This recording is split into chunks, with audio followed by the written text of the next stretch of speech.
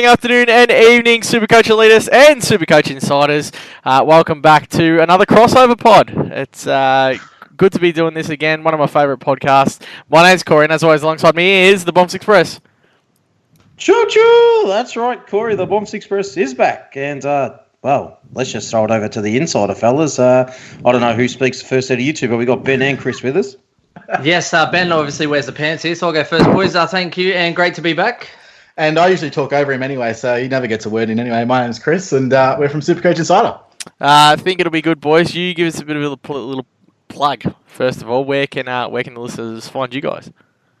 Yeah, so facebook.com/SC Insider, and Twitter it is SC_Insider_, and we're Twitch. on Twitch, twitch.tv/SC_Insider, and YouTube as well. Just search for us. We're pretty much everywhere. You can't miss us. Did you almost just say Supercoach Elites? We stuff up our socials on the red. Yeah, it's what we do. Some people call us the Insider Elites. Yeah, that's just where they get their content from, Corey, from the Elites socials and all the rest of it, I'd imagine. You find us on, I'm bloody rattled here, Facebook, iTunes and SoundCloud at Supercoach Elites. Find us on Patreon and Twitter at SC Elites. Like I said, super excited about this, boys. It's going to be bloody banter field again. I know the community's been absolutely hanging for this. Don't know why. It's about 2 hours of all of us talking over the top of each other and yeah, about 2 hours of fucking Bombers rubbish. So I like recording with you guys. I know you're not PC, so we don't have to worry about any coarse language flying around. So that's good. Yeah, we don't have that. we actually left our Bunnings jokes at home today, boys. So you're all good. How you finding the preseason? Honestly, it's one of the most interesting preseasons for about, I reckon, since before Gold Coast and GWS moved into the comp. It's probably the first one. You've had completely uncompromised drafts, very shallow rookie field, very different play style this year, in my opinion, to the last 2, 3, 5 years. So how can you say uncompromised? Gold Coast literally got gifted good picks. Yeah, you know what I'm saying. Like when they had 20,000 picks. Fair. And you had 800 rookies you could play on the field. So very tough, boys. Very tough. Yeah. So it's so interesting. Yeah, very interesting. Which one of you two have been fucking sucking it up like moms? Probably Chris, no? Oh, yeah. Just casually. Chris always sucks it up, and then he starts throwing in Naismith and Jacobs and everything into the ruck. And, yeah, he's going a bit mid-crazy, I think, with his predictions. So we'll see. This will be interesting, boys. Yeah. Bombs goes with the motto, never enough time, is there, Bombs? I'll tell you now, on the live countdown, 7 days, 23 hours, 30 minutes and 40 seconds, Corey. That needs to be about 7 weeks, I reckon. This is just fucking getting very stressful. No, on the other hand, let's just fucking get it out of the way. I agree. Yeah, look, we're doing the top 10 of defenders, midfielders, forwards, and the top 5 for the rucks this year. I think we've done the same last year. We'll go from 10 to 1, what we think they're going to average and who they are. And yeah, let's just kick straight off into it. We're not going to be rude, so we'll go with Ben from the Insiders. Kick us off, mate. Number 10, who is it and what they're averaging? For defense. Wonderful. We're going for defense. Yes, wonderful. Quick little shout out here, boys. This guy didn't make my top 10, but look, he deserves an honourable mention coming back from a long-term injury. I'm going to say Doherty at number 11, boys, is outside my 10. For fuck's sake, that's surely just a rattle. Yeah, that's casting the rod. That was just a rattle. That was just a rattle bumps. Number 10. That was actually too easy. Yeah. If he was 11, it'd explain why you had about 3 viewers a week on your fucking podcast. To be honest, that's fucking shocking. I actually have Caleb Daniel, Mr. Bottom Shelf himself, in number 10 for me. What do you think he's going to average? Look, I just think there's a lot of more talent above him, so I see him probably hanging around where he is, but I'm looking probably more like around that sort of, 96 sort of mark for me. Yeah, holding strong, but yeah, I think there's just a lot more value and people overtaking him this year. Chris? No, I've got. Let me just. I've done mine in the other order. Wait, 3, 4, 5, 6, 7, 8, 9, 10. If you've done it in coming the in other number order, 10. brother, it's just the one that's at the fucking bottom. I'd say. That's very, very simple for you. Very good. I've got Rory Laird coming in number 10. So I don't see him improving this year, but I think he'll hover around 95, 96-ish average this year. Fuck it, 10. Interesting. Yeah. He's got him at 10. Yeah, there you go. Bombs? Well, 10. Now, boys, Darcy Byrne-Jones. How could you not have him sitting at number 10 with a 94 average? No, you guys 94 average. No, and that's good enough to get you 10 because I can assure you when I go through the averages here, I've only got 9 blokes going over 95 this year in defence. Fuck. All right, fair enough. See, I think defence is going to be our points. I think they're gonna score well. Mine was also Caleb Daniel with a 96.7 average. Fair enough. Did you have something to whack about? Top 6 will be scoring points, but I don't think that we're looking at position number 10 here, really. What did we have? What was the top 6 last year? Like point wise. Fuck, you think between 4 of us, one of us would have had this fucking... I think we all were sort of pretty happy with Luke Ryan, weren't we? Sitting in around that kind of number 6 position. Yeah, there was only 4. There was 4 players that averaged over 100, and there was the top 10 all averaged over 95. Top 11 actually averaged over 95. Yeah, so we've got, not much difference in the type of player as well we have back there as well. They've pretty much remained the same, all the defenders, apart from Whitfield, obviously. Beautiful. All right, we'll kick it off with Benny again. We'll go to number 9. By the way, if you want to discuss anything, boys, just feel free to jump in, like the fact that fucking Boss has just picked DBJ in his defence. Honestly, no, go for it. It's a trap. I've actually literally on the Port Pod, I suggested that was the biggest trap of the year. Yeah, I wouldn't know because I don't listen to shit content. I've got in the 10. I've got Shannon Hearn, boys, number 9 for me. Ah, shit, eh? Old man Hearn. On average, probably around the same, 97. I just think I still like Hearn. I think he has a good value, but he just with his body and his age, I don't know if he'll be going all out. So you might take it easy some games if they're well ahead. So I think he's still a good option, but I'm not starting him, and I think he could slide a little, not a lot. I'm completely off him. After the bye last year, he averaged 89. He had 2 soft tissue injuries. I think it's just much of the same this year. I think I'd be impressed if he averages over 90 this year. Fuck, I thought the eye test was so good early. I don't have the balls to pick him, but fucking really like the look of him. Chris, who did you have at 9? I have coming in with an average of 97, Lockie Weller. I think this is Lockie's breakout season. What's this laughter? Bomps is the only one that actually had Lockie Weller in his top 10 last year. Last year, Bomps had Lockie Weller in his team. This, you know what? It's no surprise. I generally go about 2 years too early, I reckon. But I'm off that. I like number 9. I like Lockie Weller. I don't have him in my top 10, but I actually really like Lockie Weller. Do you know he matched Hugh Greenwood for CBAs in the Marsh? Yeah, not bad.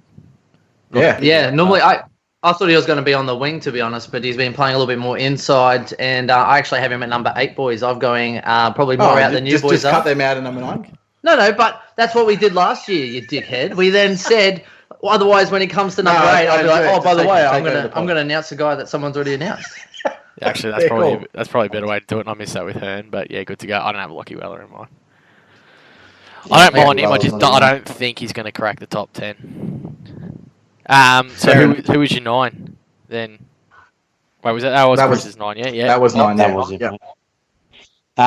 The much maligned. Now, I didn't kind of factor in, to be honest. I just went purely for average, but not condoning anyone to pick this bloke. But I've gone Zach Williams at 9 because I think on average he'll pull about 97. Yep. I got Zach Williams at what? Again, 1, 2, 3, 4, 7. Hey, I've got him at 7 as well. At 98.1. There you go. And again, I don't think he's going to play enough games, but when he's out there, I think, especially in the back end of the year, he might be one that I might be targeting after the buys. He just scores points. Yeah. When he's on the ground, he's just scoring. So I like him, but yeah, just with his body. Yeah, he might They have a start off a good bit buy slow. too. His price as well doesn't really, not fantastic. But yeah, I think he'll still score well when he plays. The good thing I think we'll have with him is he'll probably come back from the injury and just slowly get back into things as well. Yeah. And then I'm expecting a big second half of the season. My number 9, boys, was Crisp from Collingwood. Off the halfback Turnovers. flank, I really like it Sell this those year. turnovers. I think he's going to get a lot of the ball. Had a down year last year. We've seen that happen before. I think Crispy's going to go 97.1. That's what 9 points a game Yeah. increase. Yep. Well, what was the year before? What was his average the year before? I think he did like 95 the year Yeah, it's before, about didn't he? 95. Yeah, so that's if I told you last year that he was going to drop 8 points, you probably would say, "Oh, nah, I don't think he'll drop that." That's true. Yeah. The biggest reason why not is that Collingwood backs the way that the way they all share the scoring. I don't think that helps Chris. Yeah, but I think there's going to be a lot more running off the halfback flank this year as well.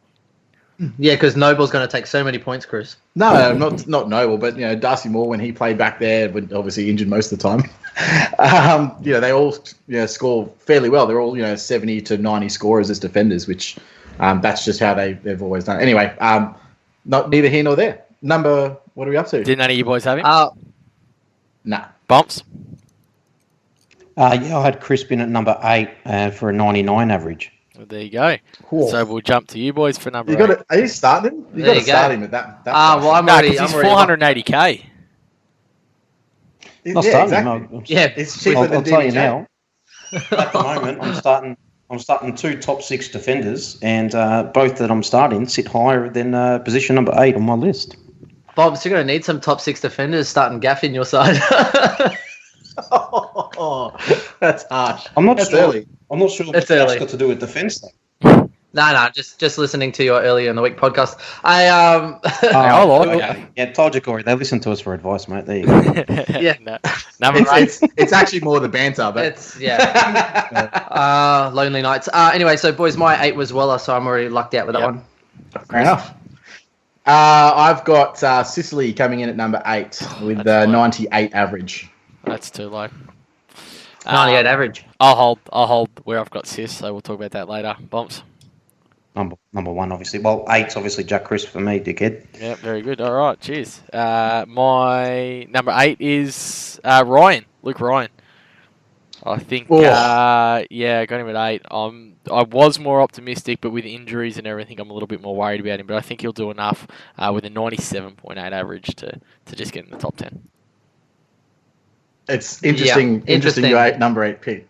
I will talk about that a little bit later when I talk about Luke Ryan. Beautiful. Number 7, boys. Go, Ben. So I had Zach Williams for me, I think. Yeah, I same had as- Zach Williams as well. Yep, I Seven. also had Zach Williams. Bumps. Brody Smith will sit there at 100 flat. Yeah, don't mind that. I didn't have him. I actually don't hate it. I think when he played midfield in the back end of the year, he averaged 93.4 or something similar. I definitely think he's got legs to go a little bit higher than that. I'm not sure if it's 100, but I love the pick, actually. Well, he definitely had some good strings, and he's playing a bit more midfield through this JLT, so he's definitely got legs. Yeah, The only worry is injury, really, isn't it? absolutely. Yeah. Yeah. But yeah, Nah, good buy. So my worry is that he's going to cop attention. It's the only reason why he didn't make it into the 6. All right. And that was I with actually 100. Was that with 100 average already, Bombs? 100 flat, yep. All right. So the rest of you boys are going pretty high then, seeing as only 4 and scored over 100 last year, and you said the defenders weren't going to be that high, but okay. Number 6, I boys. said the top 10. I don't said the give a top fuck. 10 wouldn't go over 95. 6, I've gone Houston. Pure midfield role.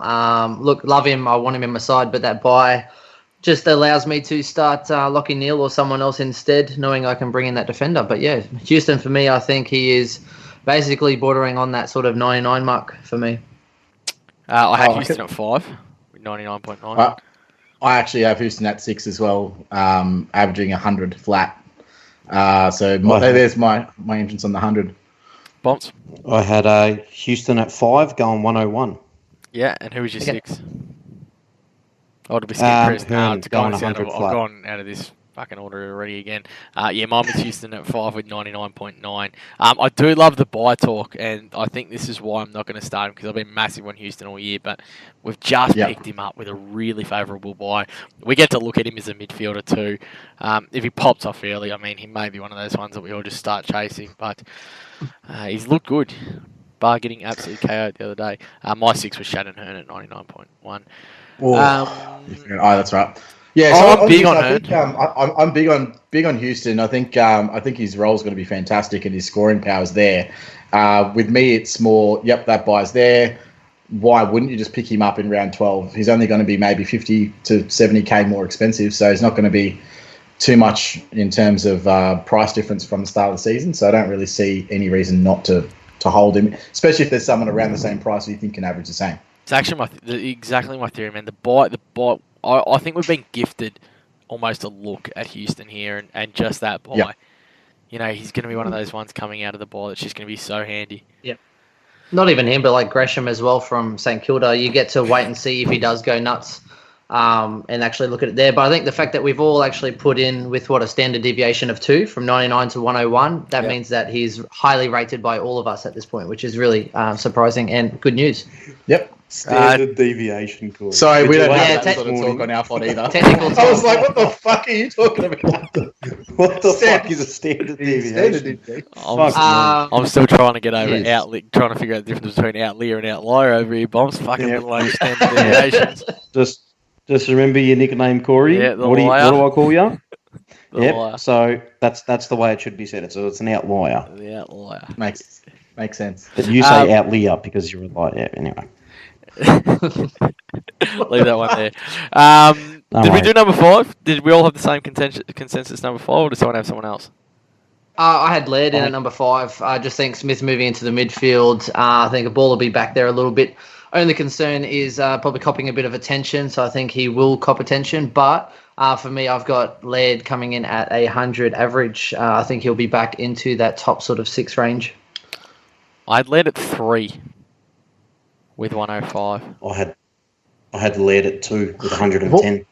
Okay, so where's his improvement coming from? The fact that Brodie Smith's out of that defence now. Everything. Miller is back in that defence Miller is as well as Dodie. Everything is coming through Rory Laird coming out of that attack, out of that defence. Except the kickouts, right? Except kickouts, yeah. How much points are kickouts, man? The guy's going to get 35 every single game, and everyone's looking for him. You know he averaged three possessions less per game than he did the season before. Watch this. He'll average 6 possessions more this year because he's going to touch absolutely everything. He'll have more 30 possession games this season than he's had in any other year of his career. Is that just the fact that Smith isn't there, like is going to be playing in the midfield, is going to have a huge boost on him. But he wasn't there in defence in the last however many games of the season, and Smith averaging by like 0.4, averaging a 93. Moving forward, it's not going to make a difference. Yeah. Well, plus Adelaide is the new Essendon, if we are not mistaken. There's plenty of ball. Adelaide is shit. Adelaide are going to get ball down there, and it's all coming through Rory Laird. I'm telling you. I'll give you that. Clean up. At 5, I had Tom Stewart at 5. So I think he's going to be hovering around that same sort of mark, around that 100 mark. He's just super consistent. Wins, losses, doesn't matter. He averages the same. I think Tom Stewart's a really good pick, but I obviously won't start with him. I can have a look and see how he's going at the end of the year. Well, his hip flexor strength's up after the honeymoon. Sorry? His hip flexor strength's up now after the honeymoon too. I do. Blew his hips out. Definitely. He's not. I don't even think Stewart's cracking 85 this year. Yeah, he's not on my top 10. He's not even probably my 15 or 20, to be honest. Why? He averaged 98.2 last year. No, because, well, you know what? Westhoff 2 years ago averaged 100, and what did he come out and do the year after? And Hibbert averaged. I think Hibbert almost averaged 100 too, didn't he? There's always one player that comes from pretty much nowhere to kind of get to the top of his line, and then the bloke's dead after that. You don't rate Tom Stewart that much, really? I just don't. Last year, all over it. I won't go anywhere near it this year. No, I don't see it going over 85. All right. I think you'll average. I'm wrong. I'm going to take that clip. He's out of my top 10 with same as like Daniel Rich and that kind of thing. I've got them sitting low 90s for me, so just out of my 10 contention. Yeah, same. All right. Did anyone else have a different number 5? I'm so fucking confused where we're at. Houston. I had Houston there. All right, beautiful. I had 101 Houston as well. Ben, number 4. I had Lloyd at number 4, boys. I know some people are expecting him to drop off a cliff, but he is the highest defender for 2 years straight. I still see him having some really good games and putting a lot together. I don't see him going that 107, 108 sort of mark, but I do see him coming in probably around that sort of 102 sort of range for me, boys. Where'd you have Lloyd Cruz? 3. Bombs? Yeah, I had him at 3 with 104 average. I've got him at 2 with 110. Oh, Yeah. that's huge. Yeah. I don't he's buy definitely capable. any of this Dawson going to take points away from him crap. Everything's coming through Lloyd as well. Guy's a gun. I noticed on the weekend he was pushing a lot onto the wings. He's done that forever. And like we've spoken about this, they play the press. He goes up. He's going to kick goals. It's going to happen. Lloyd goes. What he up did on the and down. weekend? Yeah, Lloyd goes up and down that wing all the time. And then, of course, as soon as the ball's back there, he's like, "Oh yeah, I'll take kick out." Yeah. he sprints. He might be playing on the wing, but he's got to take the kick out. Sprints He's the hardest 55 working meters to seagull. have the kick in. Yeah, the hardest working seagull out, I tell you. Yeah. I'm just going to sneak in here for a little bit of. You get out of the square, mate. I'll take this one. Chris, who did you have at 3? So that was my 3. So my 4 was Caleb. Sorry, Daniel. 4. Sorry. Ooh. And I just see him maintaining, which is he averaged 99 last year. I see him as 100, 101. I've got about 4 players here that are probably interchangeable with their averages in terms of where I think they might end up, but I think they'll all be that close together. But I do like Caleb Daniel. See, I think Goodbye. JJ will take a little bit out of that back line. Now they've pushed him back. I think JJ will get some attention, but I think it will hurt Daniel in a slight sense. The running carry, JJ's going to be their running carry. I think Daniel will still be their ball user, but I just see a little bit of regression. They're very Supercoach friendly team, but there's got to be points that have been leaked from somewhere. That's the definitely the one issue, and is why I don't think you can start him. But I think he'd be a decent upgrade target, especially with that back bye. So you might, if he's going well early, you might be able to pick him up in the first round of upgrades or so. Bumps, did you already say what you had, Caleb Daniel? I didn't have him in my 10. Okay, yeah, me and Ben had him 10. Bumps, your 4?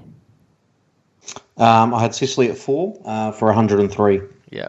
And I have Dockers at 4, boys, at 101.1.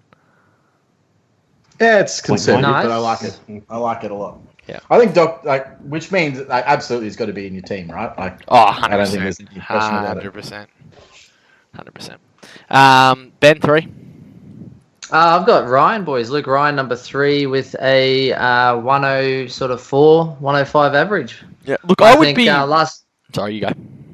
No, I was just going to say last year he was absolutely on a ringer, and then we had someone contact us as well saying, well, if you're a friend of a friend, all that sort of nonsense that we all hear. But yeah, I think he had a slip disc in his back, and then they said he's not going to be playing very well, and they're forcing him to play. And then all of a sudden he knocked out like 360s or something in a row. Super painful. I just think I'm hoping that with all the tools that they're missing isn't going to hurt him, but I think he has a high ceiling. I'm hoping he strings a lot of it together, and he's actually quite sexy to watch, boys. I don't know if you notice it. He's a good-looking rooster. Yep, he's a decent looking guy. I'm big on him. Yeah. My biggest worry is that hamling injury. And I know Griffin Logue's probably going to go play tall, but I think there's times where Ryan's going to have to play a little bit taller than he is. I wouldn't be surprised if he jumped up to a top 4 defender, though. Yeah, fair enough. Where did you boys... Sorry, Chris, where'd you have him? I actually have him at number 1. Oh, there you go. We'll talk about that when we get to him, I reckon. Yeah, let's wait. Let's wait. We'll all have a go at our ones. Bomps? 3 was Lloyd at 104. Did you have Ryan? Did I have Ryan? Yeah. No, I didn't have Ryan in my top. I sort of had him down for, pretty much what he averaged last year, but I just thought it would be funny if I threw DBJ in at number 10. It certainly was. I also... So, number 3s? Yeah, mine was Jake Lloyd, so... Yeah, Laird. Chris? Yep.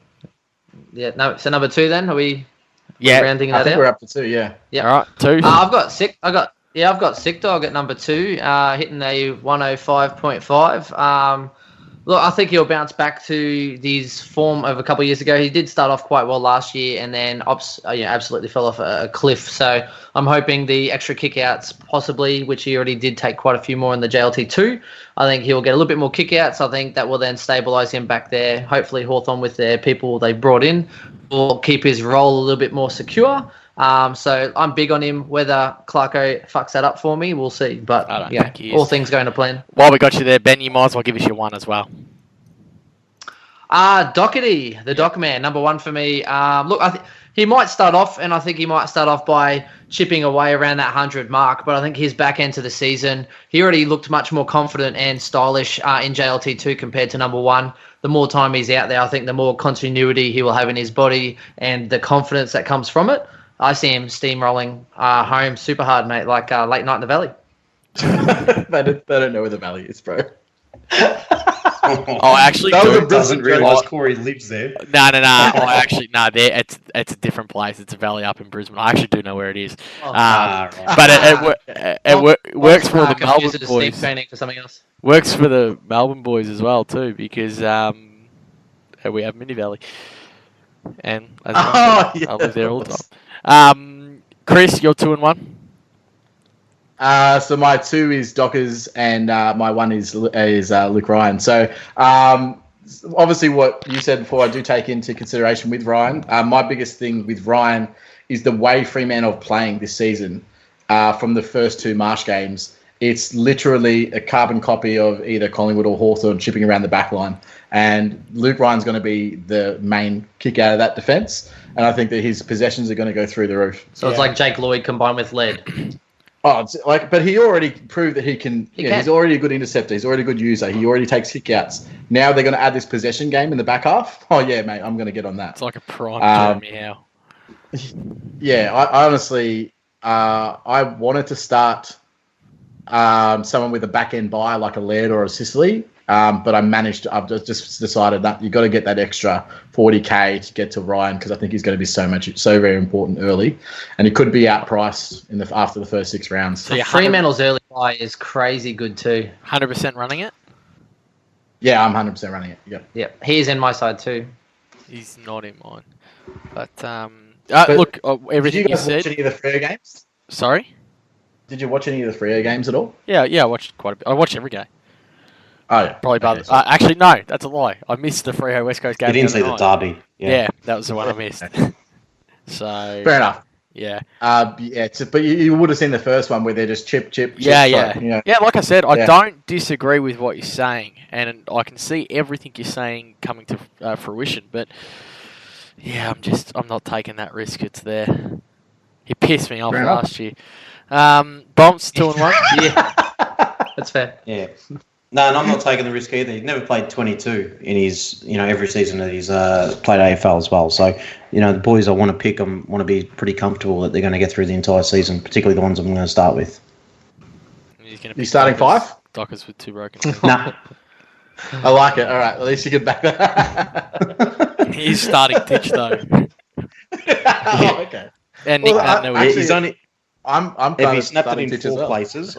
If he snapped it in 4 places, I wouldn't have started him. But apparently, it was only 3. So it was only 3. Bombs 2-1. 2-1. The 1-2 combination is just amazing. This is what I'm starting the year with. 2 I've got Laird at 110, and 1 I've got Doherty at 114. And anyone that knows me knows that they shouldn't be surprised how much I love Doherty. My 2 was Jake Lloyd at 110, and my number 1 is James Sicily at 111.1. I mean, what can we say? The bloke is an absolute jet. They bought the 2. I was talking about him all pre-season. They've bought the 2 pieces that they needed in for him to be there. They've sent Big Boy down back. He is going to intercept. He's going to take kick-outs. He just hits targets. He was a little bit rusty the other night, but I was saying if he puts consistent games together like he did in that JLT the other night, he was best on ground by far, and he was absolutely taking the piss. He'll pop the most 160s of any defender ever. He's an absolute gun. Which is exactly why he's going to get tagged every second week. His ceiling is massive, though. So here's the thing, though. He is someone that could definitely hurt you. Sicily could absolutely pull out some 145s, and he could really hurt you. It's not happening. Low 50s and 60s aren't coming because he's not playing forward. He's not tagging. You can't. Here's the thing, though. How do you tag someone who's They're one injury away from him going forward now. Pardon? So Mitch Lewis is gone, and Jack Dunson's still injured. Mitch They're one Lewis injury away isn't from him gone. going forward. He's a little fucking pussy who rolled his ankle. Yeah. I mean, I like your theory, but what He's I'm not saying going is, forward. He's He's not Okay, going forward. They've done absolutely everything to make sure he doesn't go forward. They'll send that fucking retard Frost forward before they'll send Sicily forward. I don't know about that. He's fairly bad. Is he even best 22? That guy. Anyway. Well, if they have an injury, he is. Oh wow. I don't hate Sicily. I think he will average well. I've picked him as a 7 to 8 points per game average, but increase. But that's a 20 points per game swing. I'm not willing to bet that. That's huge. This is the year, boys. Well, it's all it takes for his average to dip below 100 is 2 games where he gets swung forward. That could happen to any player. Do you trust Alistair Clarkson for 2 games for this season? I've spoken to Alistair. We had a chat. He called me because I was. Send him an email. Did you send him an email? Did you send him an email? I was a little bit worried about what was happening, and he gave me a phone call. He said, "Cause, don't worry, it's fucking fine. Trust me. I got you this year. Hey, how do He's you- going nowhere near forward. Corey, He can't Corey, kick how a goal. Corey, how do you find the phone conversations? Is it much more direct and quicker than email? Because he's I always stick to emails when I get my information. Mate, pick up the phone, make the call. Trust me. Look, You they get might the not answer fibre, straight you get the away, but fibre. they'll definitely give The you a call Marbo. back. They got a lot of time for the Supercoach community. These senior coaches. They do. They love him, don't they? So They really play footy all for Supercoach. Especially that GWS, listening to everyone saying, put Haitley in the side. Jackson. You're right. Ooh, All right, good old Jackie. we good for defenders. Where do you want to head? I How? think that's it. Any honourable mentions? Anyone that you looked at and you were just like, oh, you're fucking really stiff. Well, for me, obviously, Hearn. I really like Jordan Dawson, but I don't think he's going to average quite enough to make that, and I'd probably put him more in the forward category because I think he's just outside of the defender top 10. So that's probably me. I really rate Dawson. Yeah, I think Rich was probably the harder one for me, for the bias, but he's still taking kickouts, so he still has that long boot. Brisbane are still looking to use him to kind of get them out of tricky situations. So, Daniel Rich could still average highly And simply he's got glorious because hair, so. simply because of the kickouts. So, Bonds, did you have anyone that you were kind of fringe? That you were having a look Yeah, at? it was Luke Ryan. Yeah. Mine was actually Michael Hurley. I'm really optimistic on him this year. He looked good in the marsh. Yeah. And look, they're going to get pounded down back. And that's why I think They're he's going to get heaps of the ball. absolutely smacked. Yeah. Oh, far out. I love this positive press about how they're going to play like Richmond. They're fucking shit. Do you think they've got half the skill of Richmond? here's the benefit for They Hurley. haven't got mate. half the Hurley skill gets of an intercept fucking mark. Gold Coast, this mob. They're fucked. But this is all it takes. Hurley gets an intercept mark, offloads it to Dylan Shield, who turns it over, and then gets another intercept mark. 2 for 1. I heard he's actually looking for Dylan 60% Shield of to the time offload works it. every time. Yeah, handball, intercept mark, handball it to Shield, I'm get the ball actually- back in 2 kicks. I'm actually wondering how I can fit Hill in my side now after that. Very good. All right, let's move on. We'll go to the midfield, I reckon. Or do you want to do midfield last? No, we'll do Up to midfield you, now because boys. I think we're going to have a very similar kind of setup. So Yeah. I think the midfield's super Well, obvious this year. I'd I be mean, surprised if someone came up with a surprising with a different top 10. I think it will pretty much have the same players. I think the 10 mark might be a little bit different. But we'll kick off with Bomps first this time. Bomps, you want to kick us off with your 10 in the midfield, mate? Okay. I thought we were doing forwards. All right, 10 in the midfield now. How could I, talk about the midfield without talking about Matt Crouch here, Corey? Fair income. No, you did not. Clearly I did. Is this bloke on something, Corey? Clearly I did. I've got him sitting at 113. What? How? Do their pie just Well, incredibly Chris, increase? Chris, you can It's quite disagree simple. respectfully. Yes, Chris. I don't know if you heard, but he was actually referred to as dynamic last year, and I've heard he's even increased his dynamicness in the off season. Okay. And look, for a bloke that'll just probably average 33 touches a game, That's true. Look, his efficiency isn't great, but 33 touches a game will be enough to get you 113. And you know what? Throw a blanket over the guys sitting at 10 to 15 because I reckon I've got about 5 guys sitting there averaging 113. Yeah. Well, I did hear after last year though that apparently if you get one crouch, you get the other. So I can understand how they would average more. Just add them together. Not on my list. Those guys are literally the only two guys that can have 40 touches and not ton up. Yeah, they're fucked. The Crouch brothers. It's a rare ability. But you know what? One day, the Supercoach, who are the aficionados, who are the champion data, they'll turn around and they'll just say, you know what? Reward for effort. We give you nothing for 6 years. You kept coming back. You kept fucking fronting up. So here you go, mate. This is your year. Do you really think seagulling off the back of packs is reward for effort? Lucky Hunter's got a gig for years. Back crouch, that's all he does. He sits off the back for a handball receive and then that handball backwards to another person who can kick better. Or just That's all he does. Tries to kick it inside That's 50 and it goes to the fucking wing. I can't wait. You know what? 130. You know what? If Supercoach was easy, there would be the same top 8 players from year to year in the midfield. But you know what? Only like 3 or 4 probably remain in the top 8. So if you're going to sit there and just rattle off the top 8 from last year, then you're probably nowhere near the mark, I would have thought. I reckon this year is very different to most years in midfield. I would agree with you mostly, but this year it's looking to be very similar to last year. All right, so no one had Crouch? No, not in my 10, sorry, boys. All right, we'll stick with us first. I had Canelio as my 10. I think Gold Coast, fuck me. Well, Gold Coast is going to have a ripper year, but I think GWS is going to have a fantastic year. I think Canelio is just going to lead them all the way. More goals coming out of him. I still think he'll be around that 28 to 30 possession mark. I just think GWS are going to be a powerhouse, and we see it year on year that the powerhouse teams normally produce some of the best Supercoach players as well. And I think Canelio is going to slot into the top 10 with about 113.5.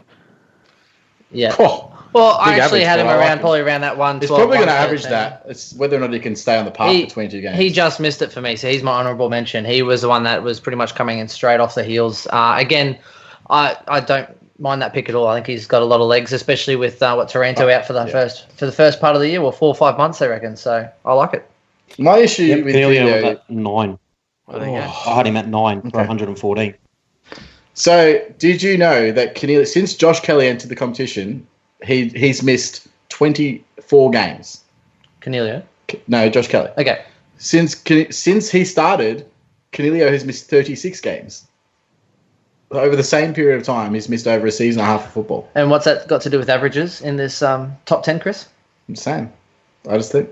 Well, here's what it is. When you get injured, what happens is when you get injured, you go out on a 40 and it impacts your average. I believe he got a 0. Or gets a 0. Or gets a 0. Yeah, like last year where he gets a 0. Yeah, value. Look, I don't hate Canelio, and I think he's a valid pick for average, but I wouldn't be endorsing him to start the season at all. All right, your 10 then, Chris. My 10's Adam Treloar. Is that where we were starting? I almost had Treloar at 10, but I think coming back from the injury, I think he'll have a couple of quiet games at the start. He was my honourable mention. Yeah, I think make it. He was 12 for me. Yeah, did not make it at all. Really? Yeah, mainly because he plays for Collingwood. So that would make sense for you, wouldn't it? Yeah. No, I think he comes back and he does the same thing he did last year. I don't think there's any improvement in him. I don't think there's any way that he can. His disposal still shit. Love him as a player. Disposal kills him for Supercoach. But I think he's probably going to be that first entering into that sort of 113, 114 sort of barrier. Pick 10 for me is Bontempelli boys, scraping in 10.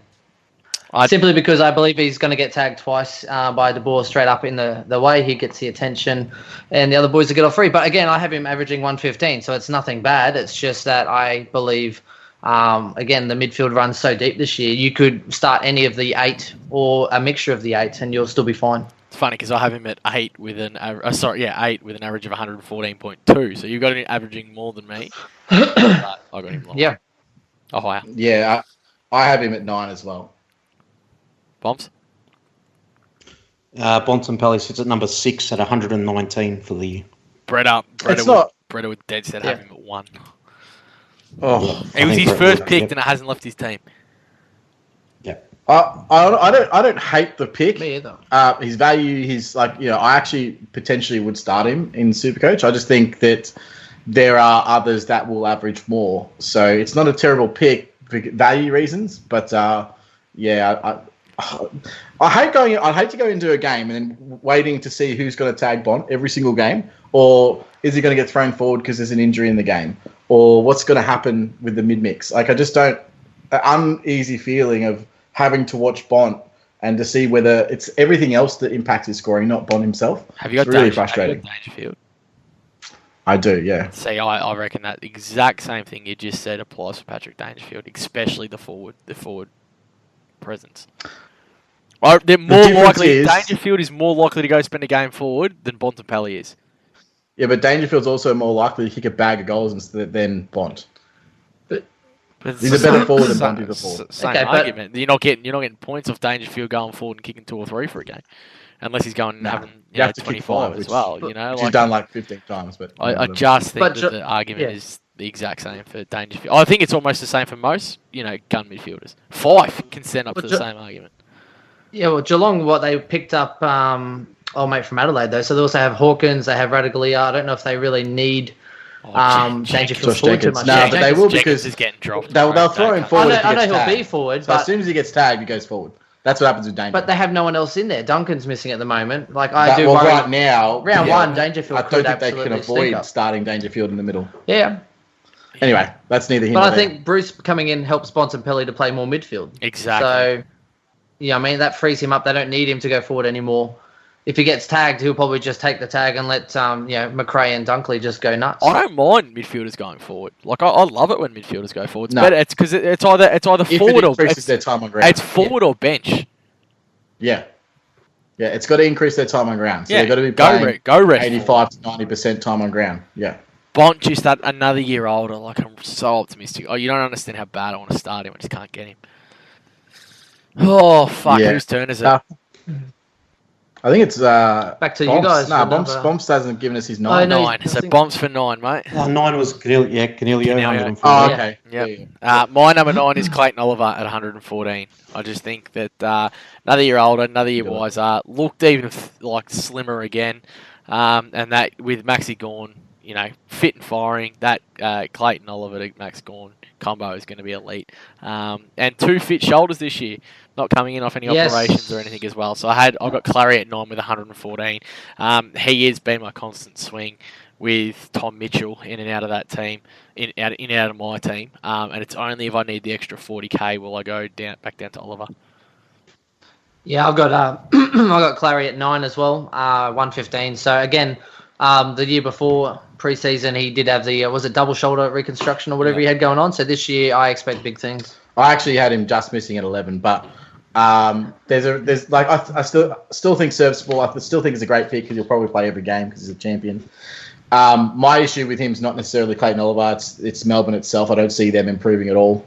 There's a couple other spinners in the works. Does Petraka come into that midfield? Does that change things with Oliver? I don't really think necessarily it does. It might even help him. But his issues really has been Melbourne last year didn't convert any of his forward entries. So if you have a look at Oliver's stats from last year, he actually had career highs in quite a few categories, except unfortunately he also had them in turnovers and he had a low in scoring assists. Do you reckon I think if Melbourne can turn around, then his scores will go up, potentially 5 points per game. Do you reckon the turnover was a correlation between his kick to handball ratio improving as well?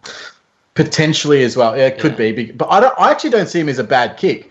But how he does, he gets the ball to his boot very quickly from a clearance, for example, and that's just they just weren't marking anything forward. They were 6th. Melbourne was 6th for inside 50s for the year, but they couldn't kick a score to win a game. That's so fun. So it's seriously, it's their forward line setup. Tom McDonald wasn't grabbing anything. They have no one really to take a big mark or to create a contest. It was just getting turned over and just out the other side, and that's how they were losing. Get that football. Jesse Hope back, I reckon. He was seriously average. Oh wait. Well, they thought they had everything. They had Weedman. Bottom 4. They had Weedman and everything, and Hogan. We got the top scoring side. Let's just improve our defence, and then everything topples over. Yeah, So they look, and I did like in the first march. I liked Mitch Brown there, but I don't think he's a permanent solution either. Obviously, they've got Luke Jackson to sort of fill that role, but he's obviously first year. I don't expect the big things from him. So it'll be interesting to see how they go this year. I'm not predicting big things from Melbourne. So Bombs, where'd you have Clayton? Didn't. That's disrespectful. 110. Put him at around that 110.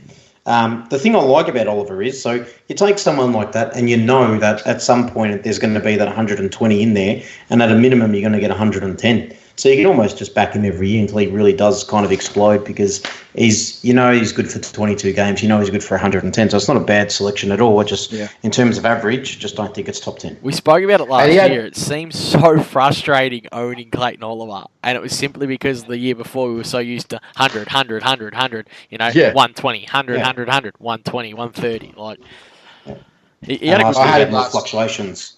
Well, his 140 and 80. Yeah, he's 170, 140 with against the two bottom sides, Gold Coast and Carlton. So I see he plays Gold Coast twice this year, so that could be a good reason for him to increase. But I actually see Gold Coast as a much more improved team this year than they were last year. So we'll see how that all pans out. It's it's all interesting. I still don't think he's a bad pick. He's just slightly outside for me. All right, Benny, you're number 9, mate. So I had Clary. I was with you, mate. Corey, sorry, we've been in sync. Yeah, and I had Bonds at 9, so I think we've done this. Have we done 9? We're up to 8. I think we're starting with. We didn't, you boys. Fuck, Ben, we should just run a podcast together, I reckon. Yeah, we should, mate. We keep. You guys can fuck off, man. Me and Bonds will just have banter all day, every day. Yeah, it'll be us. Agree each other. The whole pod. I can assure you, I ain't fucking teaming up with this peanut. I'll be Shannon. I'll be Shannon. You can be Skip. We'll just have this like constant back and forth. Hey, Corey. It'll be the Corey, Ben, and the Out Leah's podcast. 8 boys. I had Supercoach Out Leah's. No. We expect the order. Bomber number 8. Danger at 115. Oh yes. Ooh. So people might think 8 is low, but we got 8 midfielders this year to choose from, so he makes the cut for a top 8, doesn't he? So 115 is just what I think he'll do. I don't think he'll improve, and I don't think he'll regress. But it's danger. It could be anything. We could get 122. I completely agree that it could be anything. I'm sort of a little bit more on the optimistic side. I actually have the Fife at 8, but when I say 8, it's averaging 118, so it's not like it's a bad selection. I just Chris, either you tell people where you put Dangerfield, or you let Corey say his 8. Well, they skipped me for my 8, so I'm just wrapping it back around. No, we didn't. Those boys this time. Okay, sorry. Don't be a whore. Okay, well, I'll just sit over here and just... Corey. I had Dangerfield at 4 with 120. Chris, where did you have Dangerfield? I've got him at 3 at 123 average. I think I might regret this, but I actually had Dangerfield at 8, the same as Bont. Oh, there you go. Maybe you guys should have a podcast. Yeah, maybe we should. Call it the just as I decline the other fella, also decline you, man. I'm actually thinking of just fucking branching off with Brett, just me and Brett show. That's what I'm looking for. No, because no one has 5.5 hours to listen to you two idiots argue without someone fucking holding it in line. I had Bont at 8, so Chris, who was your 8? Fife. So, I think he's going to have a decent season. My worry about Fife at the moment, other than the fact that he obviously misses games, which is nothing to do with average, but kind of does, is purely the fact that in the preseason they actually said that he was going to be spending more time forward and letting the younger guys come into that mix, which I thought he already spent a lot of time forward. So if that moves to 40%, that could really impact his average moving forward. Still think he's a good pick, 118. It's just not as high as some of the other guys that I have. I'd love to be 35%. You do know just to take some of the coaches' fucking statements as a grain of salt, or someone like Fife coming out saying he's going to spend more time forward with a grain of salt. Every fucking player goes out and says, I would love to have actually seen it. Fucking forward this year. Mate, Fife is going to go on the guts. Those kids, mate, Chera and Brayshaw could even walk around with Fife's bags. They just see him at quarter time just cleaning his boots. Yeah, so I've got Fife at 7, but it's not because I don't buy that forward thing. I've got him averaging 115. He could be the number 1 scoring averaging midfielder this year, though. Full preseason for the first time in fucking forever. I 100% agree. He's got every opportunity to do that. I just worry. I mean, there's obviously the other concern is his body, but how much does that impact his scoring? Who knows. Well, surprise, surprise, Corey. I have Fife in at 7 also. Yeah, I reckon if Fife and Kelly play a full year, that one of them will win the Brownlow. Oh well, Fife's already won 2. He doesn't. Yeah, even that's what I mean. I'm Yes. saying this year he'll win if he plays full year. But good to know. For me, with Fife's more the shoulder surgery. Was it a partial Rico or something on his shoulder? So you saw him strapped up in that. Yeah, at the end of last year. Yeah, so I think he's still talented, but he might. He had that through the Brown. Start off a little slow. Yeah. Oh, and he had the surgery, I think, just after it, and then he had or whatever. But no, the. Was it the VFL match or whatever it was, the All-Stars State of Origin game? He had that really, aggressive strap-on, basically. It was fucking ugly, whatever that aggressive was. strap-on. Aggressive strap-on, was it? The shoulder strapping. Yeah. No, I enjoyed the way you said it the first shoulder time. strap-on, yeah, right. That's a weird one. Bombs, 8. I kicked us off with my 8. Yeah, you did. Oh, yeah. Chris is So- fucking losing the plot, man. See, I like structure and synergy. When we go in the same order, then I've got that in my head. Now you guys are changing the order. It's sending me all ways. That's all right. So we had maybe, so maybe Chris, just, Bombs maybe was just listen 7. to the host. Let him do his work, mate. Bombs 7. 7. I had Fife at 7 with 119. Yeah. So we all had 5 except Chris. Who's your 7? Josh Kelly at 7 with 119 average. Why? Why? I do think he's going to improve slightly. I don't think he's going to have the best year of all time. I think there's going to be a lot more attention with Josh Kelly this year, mainly because, well, first of all, there's no Toronto, which definitely impacts him. I also think there's a lot of scoring throughout the GWS midfield. Like everyone scores big, and at some point there's not going to be enough for someone to get to that next level. So if I wasn't saying that Josh Kelly could go 119, he would be 130. He's probably 130 at 16 other football clubs. But because it's GWS and the amount of scoring in their club, I don't think there's enough room there for him to get to 130 and Whitfield to get to 115 and Cornelio to average 115 or whatever it may be. There's just not enough points in Supercoach to make that work. Yeah, exactly. So Cornelio gets a 110 and Lockie Whitfield gets a 105. And then that statement again, just like it makes no sense. You had Jackson McRae, Josh Dunkley, and Marcus Bontempelli go 123, 116 and 114 last year. Yeah, but the difference is what did Shaki score and what did Aaron Norton score? Yep. I mean, you look at what did Caleb Dameron score and Cameron. Lipinski and Lockie Zach Hunter, Williams, Whitfield. Lipinski. Even their rookies scored Hunter. Look, they're all averaging. So I think Hunter averaged the same as what Williams did. Correct me if I'm wrong. Williams averaged 101. So yeah, I think Lockie Hunter averaged around 100, didn't he?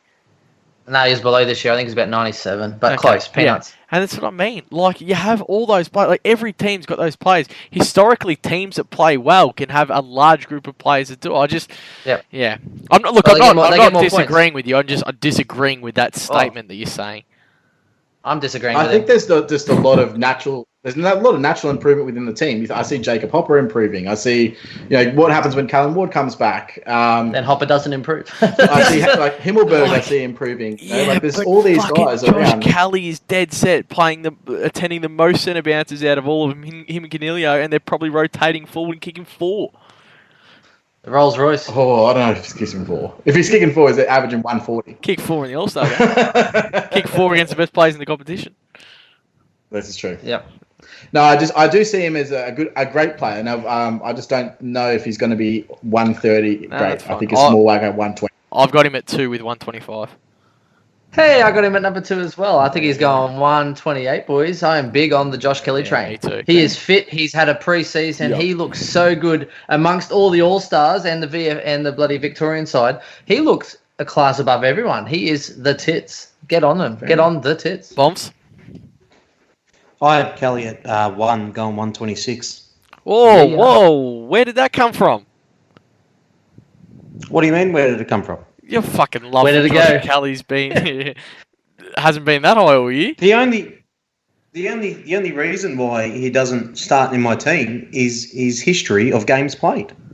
Okay, he will be the number 1 averaging midfielder, though. That's fair enough. That's why That's why he is actually starting in my side, because they have the last buy, and I don't want to bring him in. So I'll start with him and burn one trade if everything falls pear shape, and I can afford anyone in the comp. Take the 130 until he fucking breaks down. Yeah. Pretty much drive it like you stole it. Take it to the but wheel you know store. the worst part is no matter what happens, the moment he misses a game, whether they say it's 1 week or 2 weeks, fuck him off. Yeah. So it'll be 4.5 weeks. You know how the Josh Kelly. Yeah, 1 more week. 2 more weeks. Yeah, 1 more week. You just want to make sure he's Jerry Ripe for the rest of the season. Well, that's what Chris said last year. Fife got knocked down and goes, "See, I told you." I was like, "You got knocked out." Yeah, it was different. Told you. Knocked out. Being knocked out is different than. Yeah. That's also a consideration. But I mean, that also does play into his average. His 2 lowest games last year were when he came back from injury. And those 2 games, he was playing on a wing as opposed to playing in the guts. So that the injury history does actually play into his average, unfortunately. Yep. So we're on to 6 now, yeah? I think we are, yes. Yeah, because we're the same. Bomps, you're 6. Yep. Bontempelli at 119. Yep. Mine is Tom Mitchell at 120. Hey, boy. I got Tom Mitchell at 6 as well at 120. I have Tom Mitchell at 6. This is no disrespect to Titch. It's just I've got 3 players separated by 0.1. Very cool. Yeah. I don't think it's really disrespectful to Titch at all. No. I've got Tom Mitchell at number 2 at 124. Yeah, I knew you'd have. That's big. Yeah. I just think he starts slower, and the reason is get time on ground. So if you look at his statistics from 2 years ago, when he averaged 129, he averaged 90% time on ground. Yeah, I don't think he's going to start the year on 90% time on ground. I think he might start at 80 to 85, and then they'll flick a switch. Might be 4 games in, might be 6 games in, and all of a sudden his average will start going up, and his time on ground will increase as well. That was my exact reason too. Yeah. So I think you'll start either way. I think you need him at some point, and you want to be on that train when it goes off, I tell you. Well, this is my theory now. I mean, I had Clayton Oliver in there, and I've listened to Bombs fucking harp on about this idiot all year. And it's just like, if the 40k is there, I might as well spend it. I'm almost guaranteeing myself that Tom Mitchell is a top 8, where I think Clary has that potential to almost be a fringe. So, as much as I hate to say it, listening to Bombs fucking whinge every day sometimes has its benefits. I do, yeah. I'm actually starting Titch just because I just don't want to have the problem of if he goes big, I don't have to worry about it. Yeah. But it does leave a hole because, okay, I'm starting Titch, but who am I leaving out? And then it's probably Fife that I'm leaving out. And so when Fife goes big, I'm going to just hate my life because Classic Fife's going to rock a 160 in week 1 or week 2 or something stupid. And I'm going to be like, constant 140. I'll enjoy my 110. You know the funny thing with Tom Mitchell too, I mean, a lot of these players you can make an argument for, there's probably other players around them that could emerge and stuff. Like with Hawthorn, I don't really think they have another midfielder that's got this level in them. No, so I think it is just Tom Mitchell as the pure bull. And I'll tell you this, you're worried, the first couple of weeks he might not get the time on ground, but what did you say? Week 3 or 4 or something, he might just, sort of just get the time on ground. When he's not getting the time on ground, it doesn't matter because he's still going, 110, 115. And I don't know what you guys, if you play for overall leagues, but I like to keep a league focus. You don't have matchups in the first 2 weeks anyway. So you get him sort of fit and firing at round 3, no issues. We both pretty much play for overall. Not only that, and if I you agree don't, with what you're saying, yeah, I agree. And my only issue is that if I don't start him, I need to start someone that I'm willing to move on in order to get him, because he's still going to be expensive, and you're not going to have the cash, especially with these dodgy rookies that are fronting for the better part. You would have to then try and upgrade like a Devon Smith or someone, but there's no point bringing them into your side if you don't think that they're a keeper that mid price. Upgrade Devon Smith to Titch, like 300k, you let them float up to like 450. You've got to choose someone, Devon Smith is not a keeper. That's no, what I'm it's not saying. in my books. But you're hoping. You're hoping. That's a little bit of a preview. So it doesn't make my top 10. So you're hoping he's a keeper, right? But there's a chance he might. I know he's a keeper. Okay. I know what your example is. Like, fucking. But either way, I'm saying I would need someone around that. Yeah, you need Narkle or McGrath or somebody. Gibbs, Narkle, even Haitley or a 300k player to try and make you a quick 150, because otherwise trying to go from a rookie to Titch will be near impossible at 6 weeks in. Yeah, exactly. Yeah, that's so starting more. You got to go the big boy, the ones that are almost out of reach if they start firing. Yep. Fuck. Oh no, I was going to bring up overall. Actually, how did you guys go last year? Now, Ben, I know you had a real good year, didn't you? Yeah, I was shaping up well, except I kind of ran out of trades. I finished at 361 in the end. Yeah. And Chris had a year to forget, I believe. I had a very, very hard year to get. I was at around like 18,000, I think. At Chris, the end. don't worry, you can always bounce back. I got relegated a couple of years ago, and I haven't looked back since. So don't stress. I finished 831st or something. And what were you, Bombs? Like 3,000 or something? Yeah, something like that. Yeah, and he gets dipped for that all the time, which is great. I normally put a little bit more mayo on it, but I thought for this. No, I was I was playing catch up from round 7 onwards when Robbie Gray went down. Well, yeah, I started Dunkley, he went Robbie Gray, and that's pretty much where his season. That's where his season fell over. For the first 6 weeks, I was winning that, and then Gray gets injured in week 7. It's the first round of upgrades. So instead of upgrading, I couldn't upgrade that week, so I had to trade Robbie Gray for the injury. Yep. And I didn't trade him to Dunkley because I was like, well, his 6 games earlier was shit. And then Dunkley comes out and just goes huge, and I'm like, oh my God. Well, let's just hope your advice is better than the moves you actually make, eh? Yeah, that's it. Yeah. We'll go to 5, Bombs. Sitting at number 5, Paddy Cripps at 119. And I'm hesitant to put him at 119, to be honest. I nearly had him at 114 and outside of my top 8, to be honest. In that case, you wouldn't start him. We talk about players that could just absolutely burn you and destroy your season, and Cripps is the kind of guy that can do it. And with over 50% ownership, I'm not willing to take that risk. And particularly in head-to-head leagues, he will come up as a VC or C against me. And if I don't have him, I could be looking at a really dangerous situation. So it's for that reason I'm playing a bit of defence by starting him on the year, but it would not surprise me at all to see him fall outside the top 8 this year. Defence in Supercoach, I love it. My 5 was Lockie. Oh, sorry, I had Cripper at 3 with a 121, and my 5 is Lockie Neal at 120. Actually, sorry, where did you guys have Cripper? I have him at 5 as well. Yeah. You should guess, Corey. I had him at 3 for Cripps. Oh, there you go. And my number 5 is Lockie Neal at 120.1. So 0.1. Yeah, not bad. My number 4 is Lockie Neal, so yeah. Yeah, my 5 was Dunkley boys, based on, I think he's still going to have some flat games, I believe, and he's definitely undervalued. His last, 31 games, he's averaged 115. I know he went absolutely massive in the back end of last year. I still see him being a really great option, but I'm looking at him more at like a 120 sort of flat kind of range, or 119. So I love Dunkley, but for me, I got Dunkley I can't defend at you on 5. that one, sorry. And Neil at 4, slightly above. I have Dunkley at 2, and he could very well be 1. From when he moved into midfield last year, he averaged 128 points per game, which would put him this year as the number 1 going into the season. I think he's super underpriced. I think he's probably arguably the best pick at the Dogs, because he literally gets no attention because Bont's getting the tag. McRae's off racking his possession, so if it's not going to Bont, it's going to McRae. Dunkley just roams around getting his own ball. Yeah, it's awesome. This year, I think if it's not going to Bont, it's going to Dunkley. You can't tag McRae. He's untaggable. McRae works super hard where he had 30 instead of 48.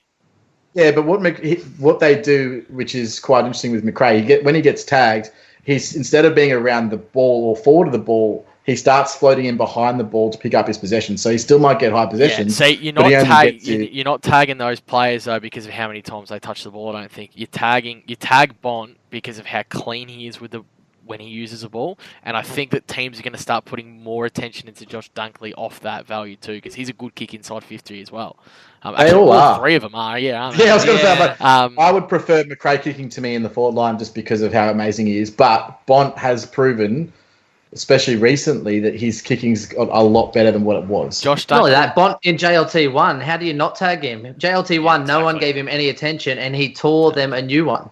Like, how do you not take notice of that? Any team take notice of that. Off natural regression, and just I think the other 2 are that far ahead of Josh Dunkley. I don't have Josh Dunkley in my top 10, and that's no knock on him. I just don't think he'll average over what I have 114. Yep, I'm with you, BE. I don't have him in mind either. Did you say natural regression? Not natural regression of a player. He's 22. incorrect wording. I just think with the rest of that team developing, and I think I just think he's like the Dane Beams of Collingwood. Not this year, but in like 2010 when it was. You know, Swan. I'm trying to draw a parallel. Okay. Yeah, we won't go. I'm like, this is a long go here. You know, like where Beams that year that the 3 pies popped off, the next year one of them regressed, and it was Dane Beams. I think I don't have Josh Dunkley making the 10.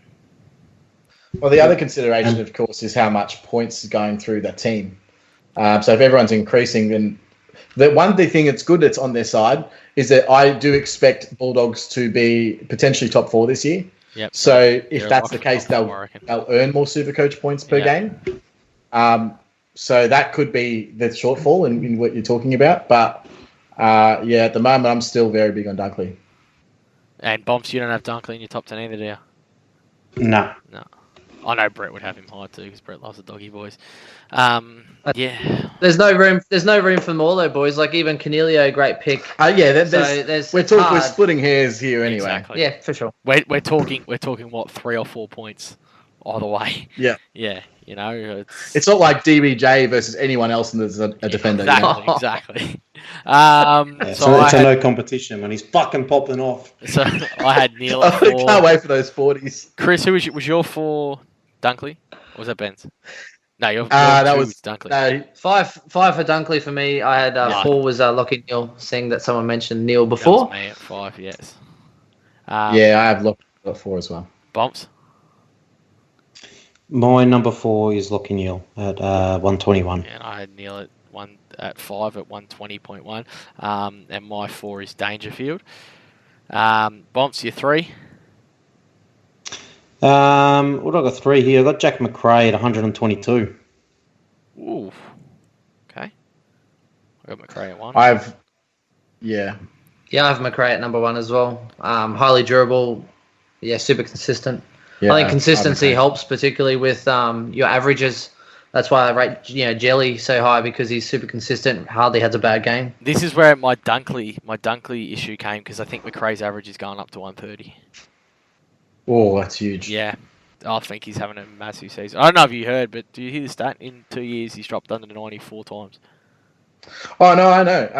I think he's definitely going to... he's not my number 1 as well, but I just don't think he's got a 130 in him. Interestingly, last year, so not last year, the year before, he would have been the number 1 Supercoach player if he didn't have the injury-affected hamstring game. I think it was 50 at quarter time or something. Just after quarter time. He went big and then bang. Yeah. His true average was 131. Yeah. So he's got the ability to do it. There's no question about it, in my opinion. I just don't see with anyone in that team averaging 130 with the amount of high scorers they have, but it could definitely happen. I have Danger at 3. I was going to say... So I had... Yeah, go.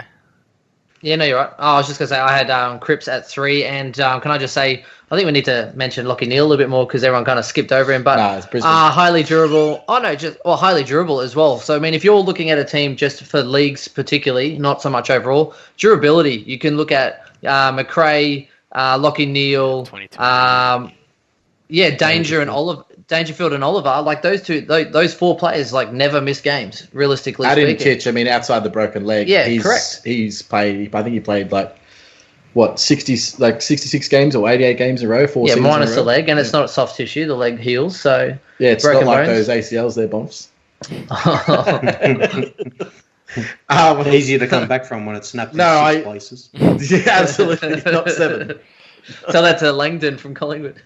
No, he's got a degenerative knee issue. Yeah, it's a joke. He's not coming back. That's exactly why I'm starting. I feel like I'm out of the big 5 that I'm starting. It's McRae, Dunkley, Dangerfield, Neal, and Titch because I just want that hopefully 22 games from them all.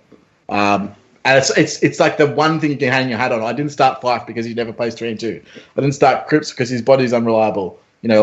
It's stupid. Like, this is where we're splitting hairs, but that's really what I've gone to. Yeah, I got Cripps coming in at 125. I think now that he has all those people around him, I think it'll just make that much cleaner. I think he'll just absolutely bulldoze everyone and get those clean hands out. So I think his time on ground stays really high. He pushes forward, kicks some goals. I can attest to that when he tore Brisbane a new one in that second half last year. That was the best half of football I've ever Mind seen. you, I had Lockie Neal VC. I'm boasting to Chris. He was like, 100 at half Dude, time. Lockie Neal's 100 at half time and Cripps on like 50. Yeah, and I was like, sucked in, Chris. Here goes my VC in standard. Next minute, Neil did nothing, and Cripps went, was it 190 or something? 194 or something. That was the Sam Walsh week, wasn't it, Bums? Was that Brisbane? Yeah, 141. Yeah. Tim Sam Walsh. Yeah, I think so. Thought so. Fuck, that's when I had him VC.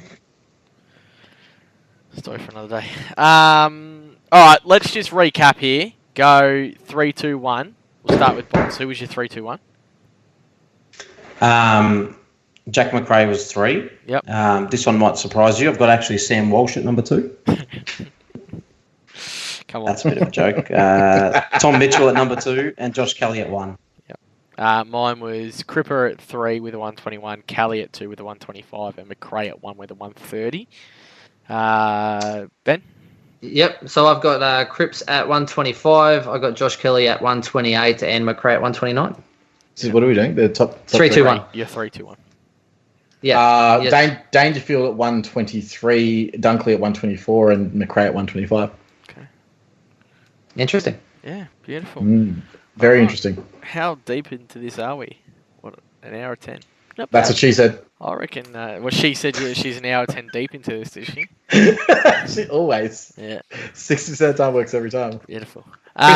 Chris doesn't normally count the minutes because he doesn't last one. I hate you. Why are we even friends? All right, let's move across to the rucks, guys. 5, 4, 3, 2, 1, and we'll go across back to the insiders, and we'll start with Benny again. Yep. So just number 5. Yes, please. Okay, 5. I've got Rob for me. You could throw a blanket over a couple of these boys in for number 5, particularly not Witts, who someone shitted me off about. But I just think Rob's high ceiling, boys. I think, look, I know we had quite a few 80 games and whatever have you, but I think high ceiling definitely counts for putting that average together. So for me, he's scraping in. One thing I love about Rob, I also have him at 5, is a couple of games back in the season where he shared the ruck duties with Josh Jenkins. Those games he scored really low. So if he's number 1 ranked for the whole Jenkins? Season, is it Jenkins? Yeah. Jenkins, okay. Yeah. He's now not there. Yeah, last year. Yeah. Yeah. He's now not there. I definitely see improvement in Rob from he's still at a 95 average. I mean, I think he can at least go 100. So I don't think he's a terrible pick by any stretch. Yeah, I've got him 100 and change. I've also got him at 5 with the 103. Nice. I missed who you were talking about. Who was it? Brian. No, he's sitting at number 4 for me at 108. Who is your right. who's your 5 then? Well, Corey, Tim English. Come on, mate. Oi, there we go. I think that was a He big makes one. an appearance. At 99, and I had him only 2 points a game ahead of Sam Jacobs, to be honest. Yeah. So that makes sense now why you don't have Dunkley there, because if he's averaging over 100, Yeah. there's no way that... See, I don't know. I love English. I just think it's probably more like a 2021 for me. I mean, even Grundy averaged, 93 years in a row before he went absolutely massive. It's like 99 or something. Yeah, it was like 90 flat, 93, 90, he definitely hit 90s 3 years in a row, and then he exploded. So I love English. I'm just a little more reserved, yes. Interesting. Yeah, it doesn't make my list, but I can definitely see him making the 5. He wasn't my list either. Robert. 5. Your 4, Chris? Chris, I have Goldie at 4. Sorry, it was meant to be Ben? Ben, yeah. That's okay. I had Lyset at number 4 for me. Super consistent. It's just, I think, again, now Port Adelaide, I think, is the only ruck there worthy of a mention. But he's, again, high ceiling. Obviously a little bit injured coming in. I think he's going to miss a week or so. But I just don't see how he overtakes the top 3 rucks, to be honest, and that's pretty much where he sits at 4. He was stiff to miss out on mine because of the injury. Lyset. Oh, well, I've got him listed at 3, Lyset, for me. So I love Lyset. I toyed with him in my team a few times this season. He's not going to make my actual team, but essentially, obviously, the bye really hurts his structure, but I do see him as a potential upgrade target if you're playing a smaller ruck. Having said that, Lyset averaged 125 points per game in his 6 games that he didn't play with Ryder last year. So I do think that he's going to be bridging that gap from 101 that he averaged last year, I believe. I think that he's probably that 110 to 115 barrier, potentially more, but I think Laddams there will, at some stages, he'll share ruck duties with Laddams, but I don't see Laddams playing every game. I don't even know if Laddams is necessarily best 22, but he will impact Lyset's scoring at some point for sure. Yeah, so I didn't have Lyset on there. Bombs. Yeah, Lyset, not in mine either. Yep, so my number 4 was Marshall. I just wrote Marsh because I was lazy. Marsh series. Yeah. Could be worse. You could call him JLT. Yeah, there you go. That's fucking good one. every week. Well, he kept saying That JLT. was a terrible joke. Instead of saying Marsh series, they kept talking about the JLT series. Yeah, sorry. Good one. Go on. 111. I have Roll Marshall at 4. I just can't see it with Ryder there. But, I mean, having said that, Ryder, how many games is Ryder going to play? I think I just think Roll Marshall is just going to ruck so much, and I like him. He was good against Grundy. Yeah, he was actually out muscling Grundy a lot. Yeah, it looks. It was interesting. Strong, like stronger than what he was too. Can you see it? Is there an argument to be made to actually start him? I don't think so. Just because you got Gawn and Grundy, it wouldn't surprise me in the next couple of years if he was like up pushing the number 1 ruck spot though. Yeah. Not only that, the benefit though is if you do start, say, a Jacobs or a Naismith, if you're going to go balls out, at least you do have a sample size. We have a sample size, but you could then bring in Marshall or you could bring in Lyset to play all 3 bye rounds and give you value if you weren't going to go up to a Gawn as your R2. Yeah, that's the only viable. Think the gap reason. between Gawn, Grundy, and the rest is just way too much. It was almost so 20 even if you points last say, year. okay, so even if you say Gawn goes 120 and you think, say, one of those Lyset goes 110, right? If you bring him in for those bye rounds, then essentially you're make up a small. It's like 50 points maybe, but it depends on your players on field. Depends how many you have on field. And yes. overall, again, we're playing for overall, whereas they're playing for league. So it's not the same. True. Yeah, fair call. You give me Gawn and Grundy besides those bye weeks, like I'm winning, and I go into the buys every year just wanting to win two out of 3. So, True. So you guys know Rowan Marshall?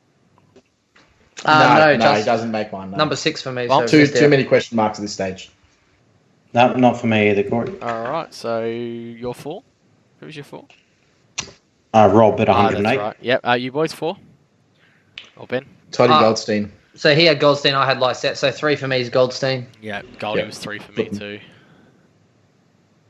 It'd be interesting to see him playing with someone like a Cherry, if that's actually going to hold up during the season, and if they're going to go with that, how much ruck time does he get? I think Goldie's just amazing. Cherry's straight out when Ben Brown comes back. Ben Brown's back. Bonds, did you have Goldie at 3? Yep, at 111. So we all had Goldie at 3, except pretty much. Goldie at 4. Yep. And then, all right. So Gawn, Grundy. Has anyone got Grundy? Not got Grundy 1 and Gawn at 2? Yep, I've got it the other way around. Yeah, I've gone Grundy 1, Gawn 2 for me.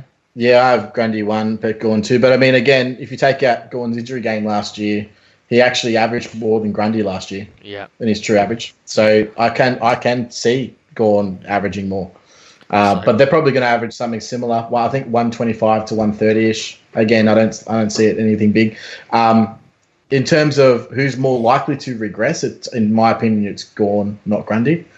But that's just my opinion. That is dumb. Grundy's dead, bro. He's got his 7-year contract. He's only going on 122. He's not in a contract year. Fair Gawn just took over as captain of the club. Oh, my God.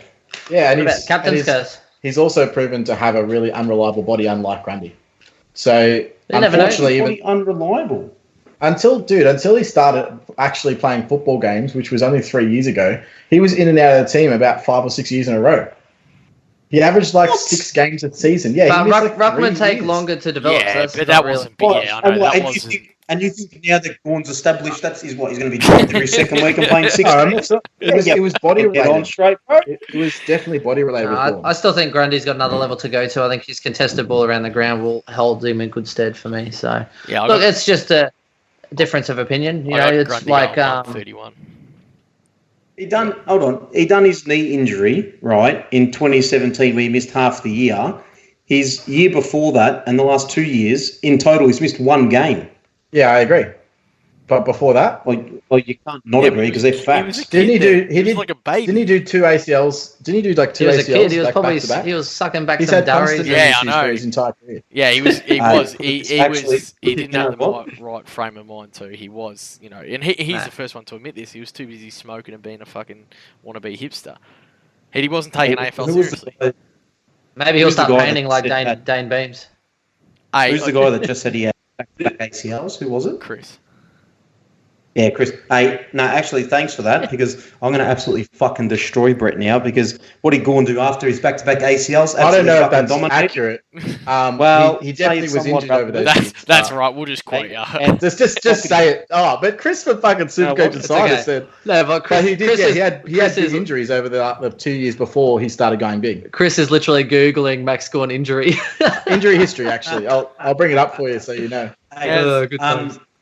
What this means, good news for Doherty. Doherty might go 128 now, Corey, because he might just do a Gorn and just average beast off double ACL. A bit of news here. I heard. Who was I listening to the other day on the radio?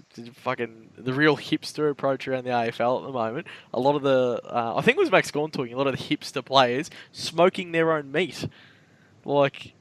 Yeah. Were they removing ribs or? Aside from that's what she said. What the hell are you talking about? Is it smoking like making your own beef jerky? Yeah, paneling like or cured, something? making their own cured meat. Curing your own. Yeah. Okay. Not doing a Prince and removing some ribs, Chris. That's the other smoking. Isn't that dancing? Oh, Jesus. This took a left turn to Albuquerque. All right. Anyway. Let's go. Forwards. Yes. Shall we? Gorn's going 130, just in case you're interested. That's why I had him number one. Okay, that's cool. We weren't, so but thanks anyway. What's Grundy going? 122. Okay. That's a big drop off. Yeah, Considering the way that, considering the way that Grundy scores his points. Considering he's got his 7-year deal and $10 million, he ain't worried about fucking playing good football now. No, that's. I mean, he doesn't really want to win either, right? All right. Yeah, I wouldn't have thought so. Real hipster. He's embracing the loss now. I reckon the other lines fucking cause a bit of fucking arguments. I can't wait till the forwards start. They think this is. Yeah, the forwards will be pretty out there, I think. So, Bomps, he did a ACL in 2012. Yep, I like it. The late start to 2013 when he had a hamstring injury. He's put on the long-term injury list in that year as well. Yep. Where's the second ACL? Hold on. Hamstring again. More hamstring. Nah, I think it was just a single. Sorry, mate. I don't think I can back up your... That's right. Just quote him. Doherty argument. That's all right. Hey, well, it's what happens when I talk about Jack Martin. People told me that I'd said he was averaging 95. You remember that? But anyway, the point is, in the last 4 years, he had one significant injury. And, if significant injury happens, that's fine because you're out for a period of time, not these 1 or 2 week injuries. Aside from that one significant injury, he's missed one game in 4 years. He's all right. Yep. Oh, I definitely don't think Gawn is a bad pick, by the way. He's been in jail, my side the entire season. Fuck me. He missed the Marsh Cup game, Bob, so that's 2 games. Oh, that's good. Yeah, he might be. Okay, so hang on. 10th of February, Gawn has twice torn his right ACL and had several other knee surgeries and admits nervous half an hour until scans have ruled him out. I like it. That was he has done 2 That was ACLs. a month ago. You're welcome. There You you can go. take that to the bank. Hang on, from a month ago. No, as in, so as a news report when he was coming back from his, was it latest scare, he was saying how... He'd already previously done 2. Yes, this is from Melbourne Football. This is from Melbourne Football Club saying, so when Gawn avoids ACL injury, basically he was saying that he's had 2 ACL injuries before. He's lucky he avoided a 3rd knee reconstruction, etc., and how he is nervous when he goes in to get scanned, basically. Fair enough. I actually heard that that what they did to get Gawn back and firing was they actually got a part of Sam Doherty's leg and actually inserted it into Gawn's leg. And so he might even just... And that's why Doherty went down. And you know what? The timelines, they work. They match up. So does that mean that you think Gawn's only going to average you 107 then, or 110? Or what did you have Doherty? 114? Nah, I had Doherty at 114. But what I'm saying is now that he's got a bit of Doherty's leg, Gordon's kicking efficiency is going to go up, and you might even go 137 now. Yeah, that ball drop's still too high for me. I wish teams doesn't would matter. stop picking to wherever Gorn is, though. It's like on Anyway. the weekend, it was ridiculous. Like, he's just stationed up 50 meters from the play and just keep kicking straight to where he is. It's like intercept mark, intercept mark, intercept mark. It's half Okay, his we're points. It's very we're good. debating the two most set positions Yeah, I know. on the team, basically. We spent more time. Hey, but in all seriousness, are you seriousness? Good word. Are you both going in with Gorn and Grundy set and forget? No, but I'm again for overall points, it doesn't work for me at this stage.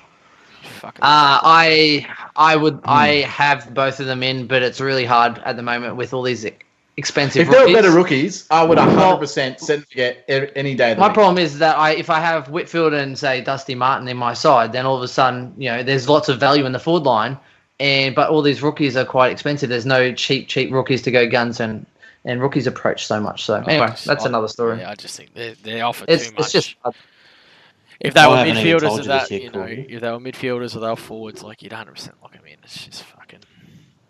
Yeah. I haven't even told you this yet, Corey, but Gorn and Grundy, are locked for me, but my ruck 3 is currently Sam Naismith. Oh, I like it. wow, how the fuck haven't did even- you do that? Well, we might talk, might have a sesh off here, mate, Yeah, but we Naismith in at ruck 3. Fuck. What man. happens in these sessions? The only thing that I don't like about him being ruck 3 is the fact he shares the same buy as Gorn and Grundy. Yeah, because it's I really terrible. would have liked him to carry him right through to the buy to cover for Gorn Grundy, then piss him off at 450, 500. In the sesh, we basically say the player that we're looking at that the other person doesn't agree with and just call each other fucking idiots for about an hour and a half. It sounds like basically our Facebook chat. Here's the thing. I'm sitting there wondering. I'm like, how the f did he put Naismith as his third highest averaging ruck? I'm like, oh no, he's R3. Yeah. Oh yeah. Yeah, right. My R3. That's a lot of money on the pine. That's It's fucking only really Yeah. 120k. The way, Not that the way I much. look at it is, you spend 120k, but you've got a guy that's going to play games and is probably going to, average. I think, particularly Ruckman should be going 80 plus at a minimum, so he should be, making at least 200 to 250k. more. I think, Yeah, he'll probably get yeah. to about 500 to the 250. So he could make more than some forwards will. Yeah, it's fair. Well, Yeah, here's- and that's- that's But what the you're question pointing is, what the fuck does it do to the rest of your team? No, it does nothing because it just now for work. I just need one more. No, well, I just need Noble. I'll get rid of Noble, and I can actually afford him as long as I get another 123k defender pop up. Okay, so you had it. Well, that's the exact reason why I'm looking at starting him, because I don't think there's anyone at his price that can make as much money as he can on a position of the field. Unfortunately, Yeah. like if there was his player, but he was a forward, I'd be starting him in the forward line. Yeah. If he was in defence, I'd be starting him there. But there's not really anyone around that price that I would say I think comfortably they're going to average 85 to 90 and make 200 to 250k. The See, the problem I with don't know going who that the is. problem with Fuck. going overall though as well though is if you're spending that 100k to put someone on the bench or an extra 130k, how many points is that costing you on field each week? Until Well, for overall anyway, that could cost 450k, you. you should be able to make that up around your ground. That's The what I only mean. fucking problem too is if he gets injured. Like, then it's just like, Yeah. you just Then you're dead. fuck. But if anyone gets injured, you're not fucked because there's ways around it. Well, no, but then Um, you're going down to the rookie that you should have started with. Potentially, Okay. or it depends Yeah. on the injury. But I mean, that's like anyone, But then you make 130k. Yeah, but most, back. most primos It's are only if it's the early. most primos are going Yeah. to the next primo. It's a sideways. This is just it's another Yeah. downgrade. So instead of That's a a big down downgrade, upgrade. you're not making any money off it. Like the point is to make money. But I do like the Sam Naismith. Oh yeah. I'm just playing devil's All of a advocate, sudden you got dickhead. 150. Yeah, Yeah, but but if all he of a gets sudden you injured should in have the had first three 150 to start the rounds, then fucking fuck, year, yeah. you moron. Anyway, we'll Hey, say this that. one- you know what? We're going to This call is this how podcast the tangent No, because we just no wonder we've left forwards last though because we're so civil. Yeah, no, Forwards will be this the definitely needs to go. be off. This Because- definitely needs to be off. He was very aggressive towards me about Mitchell, how he's starting him. And so, look, I'll just let him come around to Naismith as well. All right, let's go. We'll start. We'll keep order Join because I us. don't want fucking Chris crying now. Ben, your F10. It's a tough one, boys. Honourable mention to about 20 people. I actually got Gresham at 10 for me, boys. Yeah, just look, I think he brings a different dynamic into that midfield. The sample size says that he's playing a lot through there. I think that he could piece together some sort of consistency. Again, I'm not looking. I think he's probably around that sort of 93 sort of mark. I think there'll be a lot between that 90 to 93 mark. So for me, yeah, Gresham at 93. Not loving it, but for me, I think he's terrible. scrapes in. I don't have him, but I think it's he not scrapes terrible. in. No, I don't have him either, yeah, but I did have a look at him. Bomps, you got Gresh? I've got Gresham at 90, 92 average at number 10 as well. Oh, there you go. Yeah. Again, you guys should definitely start a podcast. Chris? Hey, Okay, so yeah, honourable mention. There's two here that I don't even thought- worry about your honourable mention because there's a fucking lot. There's going to be a lot. I know. Yeah, All right, well, I'll just go Chad Wingard then at 10. Again, I think he's probably averaging that low 90s, somewhere between 93 95. He has averaged obviously over 100 before playing in midfield. So if his role is going to be continued, my issue with Wingard is not. I think he will start midfield. It's obviously classic Clarko changing the magnets at some point because he can play forward. So if they get an injury forward, it's Wingard forward, isn't it? It has to be. So You think so? Yeah, I like if he plays a Wingard. full season in the midfield, I think he can definitely average top 10 numbers. Yeah, I'm with you. He was pretty much just out for me. He's been high on my list all preseason, and his role was amazing. But then I don't know. You kind of watch him, and he didn't pass the eye test. Yeah, So he's fucking shit out. Gresham slid in for me. So I didn't have Fair enough. Wingard. Bumps. No, he was, I had him at the same average as Gresham, but I didn't think anyone would have Gresham, to be honest. That's why I ran with Gresham at 10. You got to think with Yeah. Wingard too. I think Silk's still got to come back in that team as well, and I think him and Wingard will kind of rotate between forward and midfield. jeez, Nah, Silk dead, bro. Nah, Yeah, he's fucking good, man. He's a really You good know what? player. Silk I used to can't be- believe the level he's playing for Oh, age yeah. is out. he used to be It'll- silky smooth. Now he's just silky slow. Nah, He's not but that slow. He's fucking class. It'll be like 50-50. Wingard didn't do enough for me to fucking like the eye test there. I didn't have him in mind. I have Brayshaw at 10. I think he's going to get up to 89. I think that's enough to cut the top 10 here. I really like the look of the kid, and I think he'll. 89. Yep. For top 10, really? Judge, do you want to Yeah, tell me what the that's- top 10 from this year would have averaged last year? Yeah, but I think that this year there has been about 5 or 6 players that have proven midfield opportunities that their averages should spike. So Yeah, but it doesn't I don't surprise see me. it being All that close. pre-season. In though. every single line, All you get pre-season. players over True. the top as well. Yeah. So So 89 I've got Brayshaw averaging. Fair enough. Anyone Yeah, have him? I do like Brayshaw. I know. I think He's I out think for me, I think Justin. he might average slightly less than that. I think he's probably an 85. The only reason is passes the eye test massively. His disposal efficiency by foot is terrible. It's really, really bad. Not just he really needs to bad. handball a lot more. I think he'll make up points in tackling though. And he got a lot of possessions in the marsh, which is why obviously it sort of masked that. But he needs to definitely handball instead of kick because his kicking is absolutely shocking. For Brayshaw, what do you yeah. expect? None of them can fucking Yeah. kick.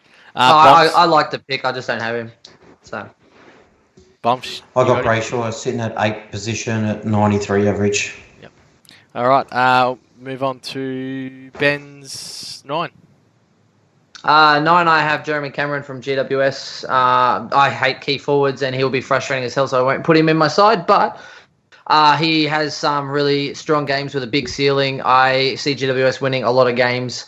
I actually see them probably finishing top of the ladder before the finals this year for me. So for me, I've they got him don't get about 93. injuries. Yeah, but I think he will get a lot of points, a lot of junk time points, and I think he'll get about 93 again for me. So Yeah, but he'll probably knee someone in the jaw and fucking yeah. sit in the corner scared again for one of those games for a nice 20. He takes crashing packs to a new level. That Yeah. guy. Anyone got Tell you Jeremy Cameron? what. Nah. No for me. Nah. Bumps. Nah.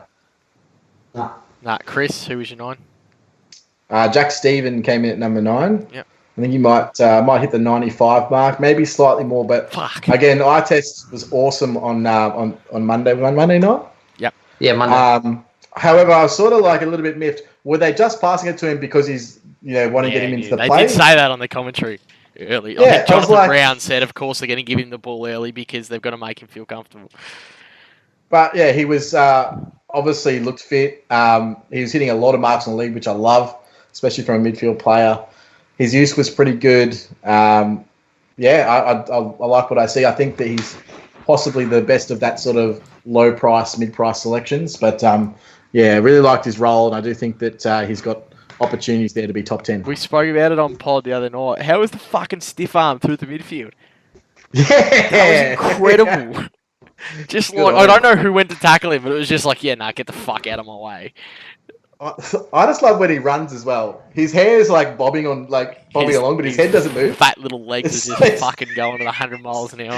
It's so good. It's great. Yeah, fucking. Oh yeah, good on him. I also had Jack Stephen at 9. Yep, I Ben? like it. You're both idiots. Hang on. How high you got him, or you don't have him?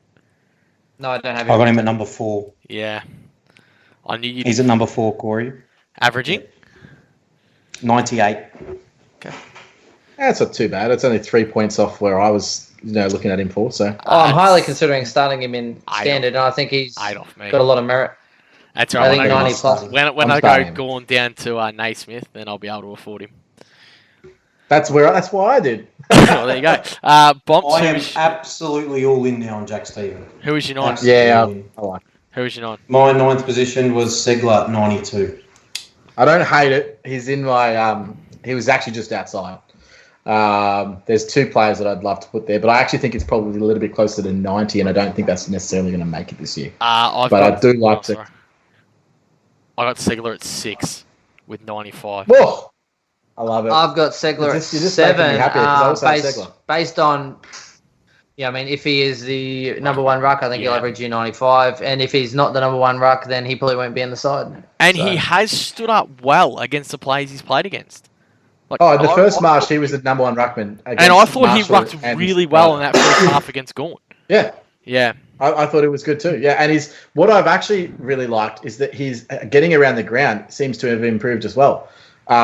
He's linking chains, he's taking grabs, he's getting hard ball gets from a contest. I think he's playing really well. So definitely underrated pick. I really like For those who are running really. Nick Nat, I love the idea of Nick Nat as your ruckman and Segler up forward, just in case something does go wrong. You got so much more options. See, I like Naismith at R2 with Segler up forward. Yeah, I don't mind that either. Yeah, that way if he butchers it, then you can always then just throw Naismith in to kind of fill that gap initially. Yeah. It's very risky, of course. The other approach is Segler doesn't quite make it, and you use Segler to upgrade to Gorn, and then you put Naismith onto another forward premium at that lesser price. Yeah. A lot of food for thought. Fuck, was that everyone's 8? I can't remember. Yeah, that was everyone's 8, yeah. No, I had Segler at 7, 9. But for my number 8, I had Tommy Lynch from Richmond. Oh, sorry, I meant everyone's 9. 9, yeah, sorry. Yeah, so 8, Tommy Lynch. For me, I just think he built really well throughout last year. He's had a preseason. Just again, I think high ceiling. I think they'll definitely be feeding it to him. I think even the way that they read it, Jack Rewalt kicking it to him. I think it was in the was it Marsh from the Victoria? Yeah, he was just knows where to kick it. Jack Rewalt leads up the ground, marks it, kicks it to where a forward wants it, and Lynch just has the reach, and he's so accurate in front of goals. I think he will be Coleman this year. I think he will be averaging the way 90, that they play with 94. just sitting him one out, that forward 50 is perfect for a key forward. I have him actually. Unfortunately, he was my 11th pick. But I do think that he's a good pick this year. I just can't fit him into top 10. You want to talk about one? The one cheeky one that I like in drafts, like just what I'm talking about, the Jack Rewalt. You're talking about Jack Rewalt. I love Jack Rewalt. I was a last round pick in drafts. I know we're doing a draft together now, but almost every draft I've played, all good. I've picked him up real late, and it's just been like, he kind of sits there with a whole bunch of other crap. I just think Jack Rewalt will score some, probably go to around 75 to 80 just off cheap points of delivering the ball inside 50 to Tommy Lynch. Oh, yeah. Yeah. You've got to remember he had 2 games last year that were injured too. What do you say, Bombs?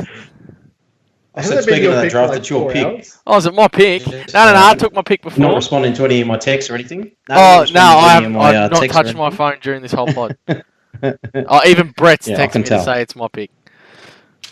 There you go. And we all know how fucking shit it's not on the pod. Corey, do you want to tell everyone what your team name is? Sorry, go on. In draft. Yeah, no, I'm kidding. Don't worry. No, I'm looking it up. I've got to get it exactly because I've got 5 draft leagues and I think they've all got different team names. So NNC. NNC is the initials here, mate. yeah, so it is. Yeah. It's Nick Nat's cock, yeah. Yep. Fair enough. I Yeah, did it's not Nick have Nat's Tom cock. Lynch in Yeah, my I'm top glad 10, that we by the way. confirmed that. It's my pick. I'm in the draft now. Do we know who I'm going to pick while we got us here? Nick Nat. Yeah, Nick Nat. You know what? Sure, you're the host. We're up. Well, we got a little bit on the board here. I like the ruckman idea. Where everyone's been talking. I'll go Scott Lycett. There you go, boys. I don't normally draft ruckman, but we'll go Scott Lycett because you'll love him. Okay, back to Your name is Nick Nat's cock. Your name's Nick Nat's cock, yet you're picking Lycett. yeah, that's bad. Hey, anyone want to trade me for Scott Lycett? Chris Willis, big on. I got Goldie in that league. I can't do anything. I might change. So you rate? No, yeah, Dora. Yeah, because of the buy. Otherwise, it would have gone Lycett. Oh, good. Anyway, Might change my team name to Scott Lycett's cock actually after this draft. So no one. No, I got no Tom Lynch. Did you have no Tom Lynch? Okay, No take Tom it. Lynch. No. Bumps. No Tom Lynch for me either. Chris, you're 8. I have Jordan Dawson at 8. I put him in the forward line here. Super impressed with his use. He's the guy that's peeling off for intercepts as well, which is quite nice. I'm not entirely sure. My issue is that I need to see a bigger sample size right now of him, Lloyd, Mills, and maybe even Gould with that back line. Like, I don't know how they're actually going to structure up. So there's so many question marks on it. I still think he will average well, but I'm so unsold on the pick in standard that it's a strange one for me. My biggest worry about him is he's such a flexible player. He can literally play anywhere on the ground. Probably bar ruck, like he could go for a 4-game period, go play up forward and be a pressure act forward. Like he's just a beast and he can run all day. By the way, Chris, it's your pick. You're on the clock, mate. Just to let you know. No, We'll do this Brett. live. Brett, Brett Anyone else just- have Dawson? Brett just picked Jacob. No, Brett's already picked. Oh, okay, righto. No, There you I go. did not have Jacob Dawson. No, I probably got him averaging about 84, if that. So Yeah, I got Wasn't him. he's not at in- 90. He's not in my side because I'm betting Chris that Callum Mills will out average him. Oh, So. that's very bad. Check out this. One of our bets this year is he thinks Mills is going to out average Dawson. Well, one of our bets this year is Bonds thinks DBG is going to out average fucking Houston. So that one's been cancelled. you can't cancel bets after you've made them just because you all of a sudden don't like. Started. It doesn't matter. The season hasn't started. Doesn't matter. You made the The bet. season hasn't started. You made the bet. There was a To be little fair, It's off. It's off the official betting notes list. you're a fucking. To be cheat. fair, and anything can be cancelled. All you have to say is gamble responsibly, and that wasn't responsible. So taking advantage of Bonds being a fucking idiot. That's what it was. Hey, you know it'd be funny. You When did bet's take Ramsey's cancelled and side, DBJ wins, and then I ask you for payout. You would too. You fucking Greek. Come on, mate. Let's just fucking finish this podcast. I'm over Yeah, it, let's mate. get What are we up to? forwards. Number 7. I'd say I'm not over it. I'm enjoying everyone's 8. company, so I don't want to go. Hey, Andrew Brayshaw at number 8. I've got averaging 93. I already had Brayshaw at 9. I have Toby Green at 8 with a 90.2. okay. I had Green at 6. I think I just think there'll be a lot of points in that GWS forward line. I think Green's body looks good, which means he will score well as a forward and pinch hit maybe now through the midfield, but I don't mainly have forward. Green at all. Okay. I had If Toby there's Green at number 5. if GWS are fully fit, he doesn't play midfield. He doesn't make Yeah. top 10. And that's as my simple worry as that. too. That was why I had him so low. They've never because- been fully fit for like the last 3 years, though. That's the reality. That's a valid point. It is a valid point. But yeah, look, there's just so many that they can rotate through there. Now they've just added Tom Green. They still have Jai Caldwell, who's in a contract year that they want to get games into. I just don't think that if a midfielder goes down, he's the one that they plug into that gap at this point. Yeah, and he's the best. He's arguably the best pound for pound player. Like off in the forward line. Yeah, like Oh, in absolutely. the whole AFL. Like there's no one, at his height or his size that can do what he can do. I'm on that train as well. Yeah. Yeah, he's 1-on-1, so it would be good. Yep. All right, beautiful. What are we up to? 7, Ben? Yeah, so I had Segler for 7, so that's my 7 and 6 done. You're up. Chris? Who'd you pick? 7 for me is Hugh Greenwood. Ooh. So I got. yeah, you're right. You go. No, your pick, mate. You tell us. Oh well, obviously just a huge role change to the middle is the big thing there. In terms of his ability to do that for 22 games is probably a big question. Tank, fitness, body, not sure on all that, but I do like that I don't Greenwood. question with you, Greenwood. Tank and Yeah. fitness, bloke is fit as a fiddle. I have Hugh Greenwood at 4. Nice. Bombs. I don't have have Hugh Hugh Greenwood at all. Yeah, Yeah, me see, either. I don't I have him think at all. I think you've been you've just bought in so much into that last Marsh game. I just don't think they're playing him in the position he's really going to play with. They'll have a look at a couple of other things. I think round 1, Hugh Greenwood, most CBAs attended for Gold Coast. I'm still hugely optimistic on him, and I think he's going to have a really good year. I got him averaging 99. Wow. That's big. That's I big. like it. It's bold, but I like it. It's also got a really good buy. That's bold cotton. Sorry? That's bold cotton. See if it pays off. Oh, yeah. No, I like Dodgeball, Greenwood. you I had think? him in my side, in my stand side for quite a lot of the preseason. He's just only not there right now because I can't afford him. But I think he's going to have a fantastic year. Yeah, he's a jet. The only Gold Coast player that's better than him is Matty Real. So, he's going to average he almost made my top 10 for midfielder, so it was a little bit harsh. Oh, Jesus. Jeez, if he went over 100, that would have to be some kind of record, surely. Yeah, well, he's better than He Sid won't- Walsh, put it it's that not way. gonna Chris, your... that was my 7. Bob's? Yes, Bob's. 7? At 7, I got Michael Walters at 94. Wow. I don't have Walters this year, boys. I'll just... Ooh, I don't have what? I don't have Walters either. There you go. Yeah. I think playing forward Yeah, more, I think his points same. will drop this Yeah, year. same.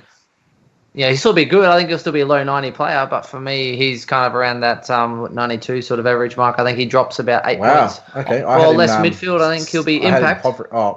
Dropping slightly, but Jesus, not that much. I think they are going to have a lot more players run through the midfield to see what they got. And I think Walters is going to spend a lot more time forward. I'm happy to be wrong, and I'm no, confident I will like be that. wrong, Oh, for but sure. Yeah, I've Don't got him hate now. it. I do have Walters in my team. I have him at 4, actually, so a little bit higher. But yeah, okay, fair enough. Yeah. Well, I've had a chance of picking Walters in a couple of drafts, and I've gone Heaney instead of Yeah, Walters. same. Well, that's dumb. That's That's dumb. It's straight personal up dumb. opinion. And, Is Heaney in your top 10? Bumps. Yeah, he is. You know look what happened last time I was in Divi 1 and Michael Walters was around, mate. So, yeah, we had to just leave him out. Yeah. It's on me. You're 7, mate.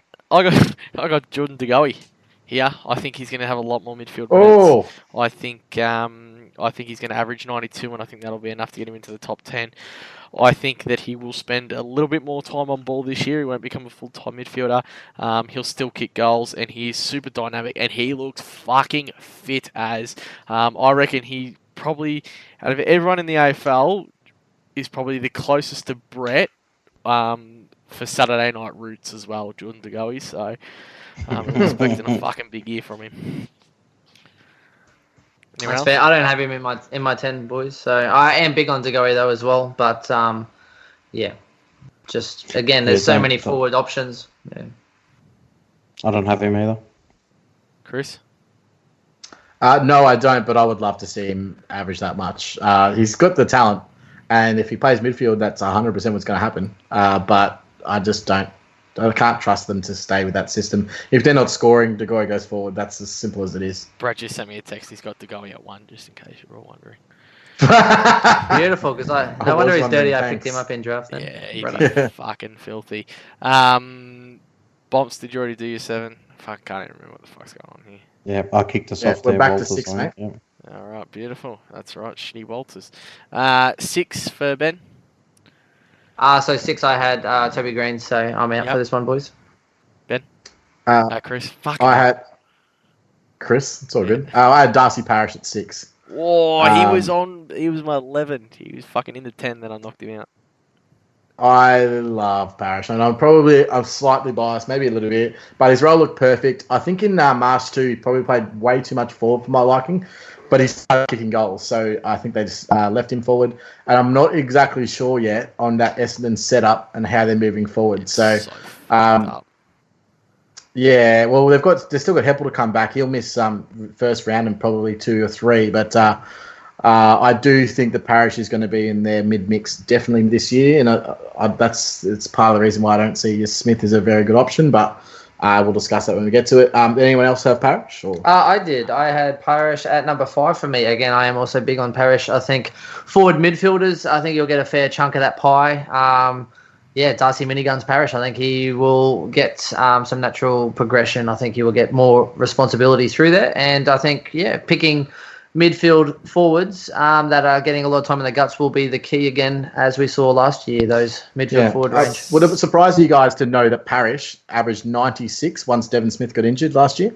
That was like a 13 game but I think he'll spend more time forward. I think McGrath's the one that's going to spend more time in the midfield, and it's simply because they've already got enough players who can't. They spent big on him. Yeah, and they've got enough players who can't kick the ball, so they probably don't want to put Parrish in there as well. Well, to be fair, they did recruit people that can't kick also. So. Shield's so good at kicking though. So I think Right. I seriously, I love Darcy Parrish, but I don't love him that much. And again, he's always one that me and Bombs both target in drafts. Bombs, you got Parrish? Nah. Beautiful. Man of few words, Bombs. I had Segler at 6. What are we doing? 6? I had Heaney at 6 actually at 95. Yeah, I have Heaney at 5. I have Heaney at 4. Chris doesn't even have Heaney. I don't have Heaney. There's last year he went down, and then he's going to be paying even less midfield this year. And you expect him to go up? Yeah, I He's a don't. gun. I think he'll play. I think he'll go have midfield stints, but I think he'll do it. He just does enough every single year. He'll have stints down, back up, forward, and through the guts. He's one of those players as well. He's just a jet, but not enough to justify that 5. Last 3 years, 97, 97, 94. He's probably just going mid-90s again. It's good enough to get you into the top 6 forwards, I think, this year. Play that same fucking role as well. So, Chris, are you the only one that doesn't have any? Who's your 5? I definitely don't have Heaney. I have... Sorry, let me just pull back my spreadsheet. I'm flicking between spreadsheets at the moment, guys, so sorry about that. Who the fuck makes spreadsheets for this podcast? Jesus Christ. Oh, no, I had Walters at 5, so yeah. And, sorry, Ben, did you say Heaney at 5? So Parrish was 5. I had That's right. Heaney at 4. So I had Heaney at 5. Heaney at 5. Toby Green at 5. And Toby Green at 5. Heaney was 6. Okay. So 4. Ben? Check. So 4 was Heaney for me. Chris, what was 4 for you? This is probably a little bit abstract, but I think he's going to have an absolute blowout year, and that's Connor Rosie. I'm putting in at number 4. Holy crap. Holy shit. I don't mind that, but Jesus. Yeah. The guy's a jet. It's simple as that. I think he's going to be playing a lot more midfield time. I think the additions that they made in the offseason, especially in the draft, they're all forward mid types. They're all guys that are going to impact the forward line, which is going to push him towards more midfield time.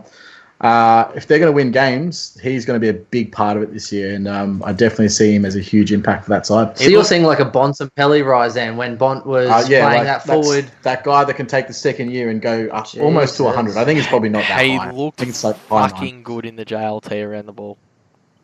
He got 108 from 59% game time or something. Yeah, and that was when he lined up on the wing. Yeah, they had him on one wing, Dersmer on the other. I love Good it. thing I don't take much weight onto JLT. I think, boys,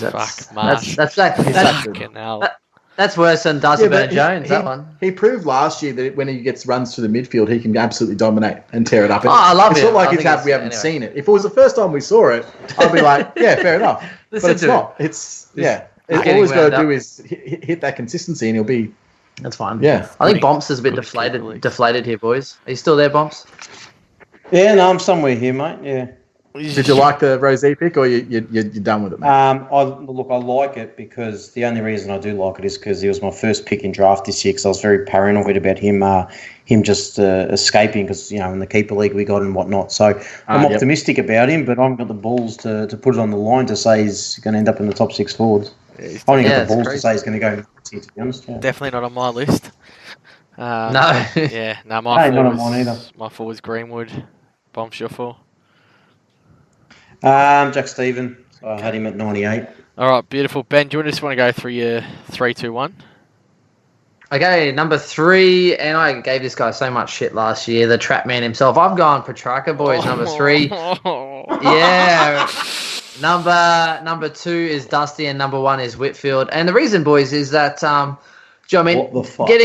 Getting that free reign into that midfield. So I see a 100 average for Petrarca, and it's because of his role. Yes, he looked a little bit slow in the last one, but again, he had the most centre bounces as well with Oliver Sovani's in there. They need that explosiveness through that midfield. He'll then push forward. This is a role he hasn't had yet, and he has been disappointing, and I've called him a trap every other year. But looking at his role, I saw enough from that first game that he played that he does have his body right. So I'm lining him up. He is in my side, and I'm taking that risk, mate. Same as I did with... Sorry. Yeah. Same as you did with who? Oh, sorry. Oh, Dunkley. He was my risk pick last year. So for me, I'm picking... Yeah, see, I think there was enough data on Dunkley that it wasn't a risk pick. Fucking Petrarca, dead set. There is not one player that I've watched through the fucking March Community Series that I looked at and just seen two polar opposite performances from playing the exact same role. How can you say he looks fit? He fucking spent the whole... dominated the first one, went in the second one, could barely run with anyone else in the midfield. He's fucking... Yeah, he wasn't used to that mid... Exactly my problem, and I think that's going to happen. That's going to happen a lot. He's too unfit for it. He still needs to shred more. My argument to that is that I think that he's also the type of player that has big games and small games, but I think he's still average quite well. Yeah, no, what I'm saying is overall scoring. Doesn't matter if he goes big and small, unless you're playing for league. But I don't think he's going like that big that often. So you don't he's had multiple 130 games in his career. When? I think that he definitely. Yeah, he by multiple. You would never put it on fucking one hand. How many multiple games he's had? What fucking big games he's had in his career? Hang on. Do you mean in his career or in his pre-seasons? In his career. We're including it's all about the role under role 18s so and shit like that. Guys with the role. So I just think there is just so much of like that kind of same kind of midfielder at Melbourne that he's too big and too strong to not spend too much time forward. They don't have anyone else they can kick the fucking football to. Because I can tell you what, Bailey Fritz has been playing one out of the square for 28 games. I agree with you there. That was the one con that I made in our Melbourne pod this year. I said that if they take him out of the forward line, who's kicking goals? Because none of them are. Yeah, Weedman. It's a big issue. Weedman will kick 1 goal a season. Are you actually running him? Exactly. Are you actually running him, Ben? I am as well, yeah. I'm definitely You're running both running him? Yep. I think he's a fucking loss of plot. No, Hey, I've Corey, got him. I actually have the same 3-2-1 as If Ben. you fucking tell me you're running him bombs, I'm going to smash her. He's scored 11 tons in his career. Only about 3 of them have been over 111. And they reckon he's going to be a top 3 forward. Hey, you know what the funny thing is? How many games? You know how many of those games you play 80% mid time? Well, that's irrelevant. 0. I would have thought. It's 100% relevant because if he's playing midfield this year, Christian Petrarca, bro. He's not playing 80% mid time. Anyway, I'll tell you now. If you want to win the overall, which is what you say your target is, don't start him. And how many fucking percent of dickheads out there got him at the moment? Let's have a look at his percentage. 13%. You let the other 13% fuck up, and you'll be 13% ahead of all them. Round 6, I'm gonna actually after every round, I'm going to screenshot his score, and then I'm gonna post it and tag you guys in it. And make sure you keep sending those 50s. If he's popping off, fucking let me know about it. I welcome it. Same as every Essendon supporter. When Essendon start fucking popping off, let me know about it. But you're all living in fucking fairyland. That's where you are. That's true. Can you believe? Hey, their top 3 is Petrarca, Dusty, and Whitfield. These cunts don't even have hold on. There are only 3 players averaging over 100 this year, and they don't have one of them in their top 10. Can you believe that? Yeah, that's fucked. Chris, you want to go your top 3? No, Chris didn't say his top 3 was Petrarca as well. Yep. Yeah, didn't you hear him say that? Fuck, you guys spend too much time together. And this is actually fucked, because we'd be the arguably same. True. Arguably true. We are Deb Smith. Hey, Fuck. Okay, tell me why, then I'll tell you why not, just so we can get this out of the way. Hey, we'll fucking take you on head-to-head average. Let's go. Smith versus Petrarca. Let's go. I'll easily take that bet right now. $50 done. Should we money I've ever made. Are we going to add this to like some kind of charitable thing, or are we just going to like? I'll just send you.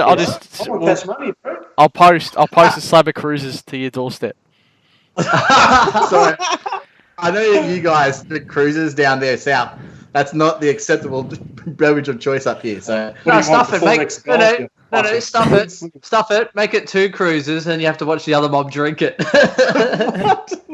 2 kinds of cruises. You have to sit there. Oh no, I don't drink cruises. Look at that sugary shit. Nah, let's go. Hey, Corey, you want to get a slab on this? Fucking Dev v Petrarca? I'm in for a slab. I can't believe. All right, hang on. Do you want to put? We'll put $100 Dan voucher each on it, and you send one of them a Dan voucher. So Ben, I'll send you a Dan voucher. Bomb sends Chris one, vice versa.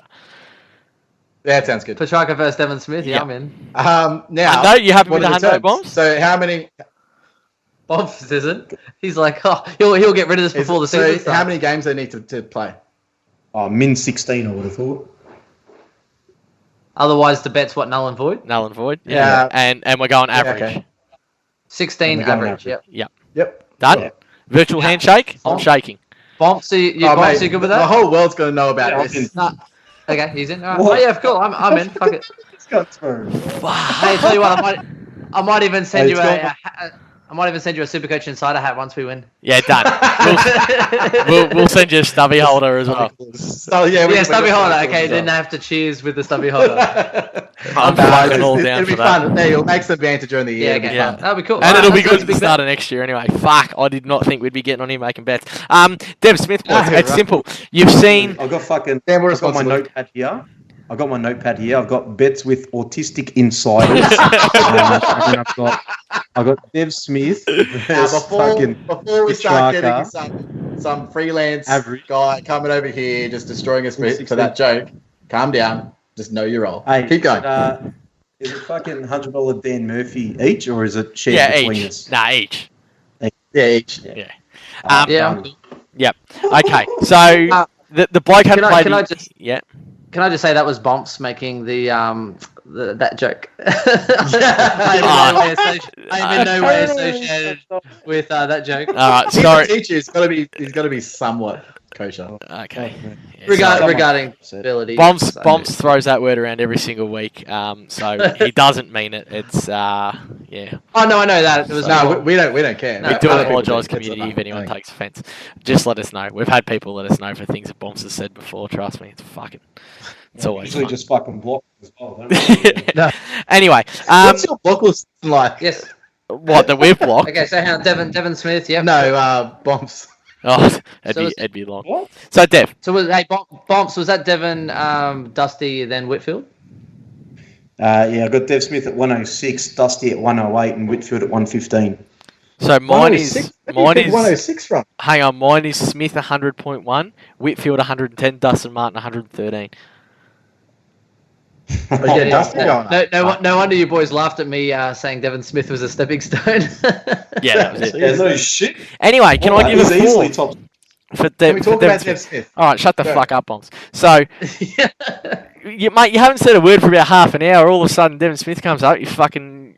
Yeah, they don't even have him in the top 10. He's not 106. They're cooked. So with Dev, obviously missed a year of football or 18 months, or fucking 18 months, fucking 8 months of football or whatever it was.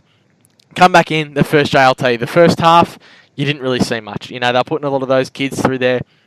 Second half, you've seen their main mid-core go together. That second Marsh Cup game, or Marsh Series game, whatever you fucking want to call it, the Wizard Cup game, we had that full prolific, centre bounce attendance, Dev Smith in the middle, tackling, kicking. He left GWS to become a midfielder. He's not going to play forward. This is Dev Smith's role, and he's playing it. And this is why I don't like this is why I didn't have Parrish in my top 10 either, because I would disagree with all of that. That entire statement, I would disagree with. How? So the first half was, to me, the opposite of what you just said, which was they playing the kids. No, Parrish has gone past him. So the 4 main guys that are getting centre attendance. Well, you want to double down on Smith v Parrish, bro? No, because if I'll take the winning on the one, thanks. But Paris has definitely gone past him as a midfielder. You're 100%. fucking joking. He was best on ground for the day, easily. Oh. Like, there's no comparison. Then in the first which game, obviously they want to get time into. Then you they've got, do realise Shields these are in there. March Community Series games. So when you get a veteran coming back like Dev, that he's not going out there to be best on ground. He's going out there Is to he a get veteran minutes. at butchering the football? Because that's pretty much what he's good at. No, he's a veteran because his knees are shot to shit. Hey, I actually think are you starting? No way. he has been toyed in my No, I side. do think he's not a bad selection, I will say, because I think he'll make money. He's been in my side quite a lot as that lovely stepping stone. No, but Taking any money, bro? Because he's just top 6. That's it. Game over. I think that his body issues. I think maybe they would play him slightly more forward and be that pressure goal sneak and really go with him and Tipper as those guys that just lock it in that forward line. So. He's going straight into the midfield. He's hugging people all day. He's getting a fucking cheap 20 and he's just putting up 100. Well, I think your saviour, boys, will be the fact that I don't think he makes 16 games, the way his body holds up. But, look, I agree to disagree. I do like Devon Smith. It's just I'm not sure whether his body will be able to handle the crunch and the bash of playing full midfield. And that's why I think he goes outside for me. But we'll see. But, so... Even the third quarter that you said he was inside, I'm not as negative as Chris, though. Chris rips on him hard. The third quarter of that game is playing on a wing. The fourth quarter, he only started playing midfield when... He had 14 centre-bounce attendance in a half. Yeah. Second half. And he had like 3 in the third quarter. And Hey, the rest Corey, of he's playing on the wing, bro. He's playing on the wing. Hey, bro, he's playing on the wing, bro. He's playing on the wing with his electric pace. He's on the wing, bro. He was on the wing. Electric pace. Honestly, it's about his electric pacer. It doesn't sound like you actually watched the game. He definitely signed up on the wing.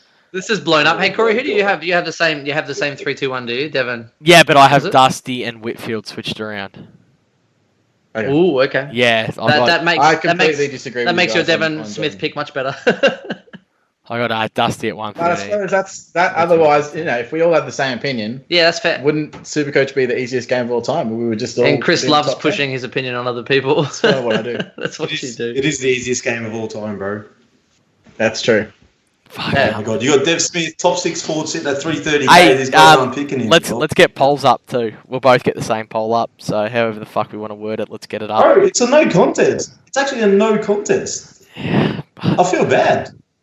It's alright. I feel like you should be given the balls. The poll is Dev Smith a top 6 forward? Yes or no? Is that what you want? No. The poll is Petrarca versus Dev Smith. Okay. All right. Let's do that. I reckon that'll be a good indication to start with.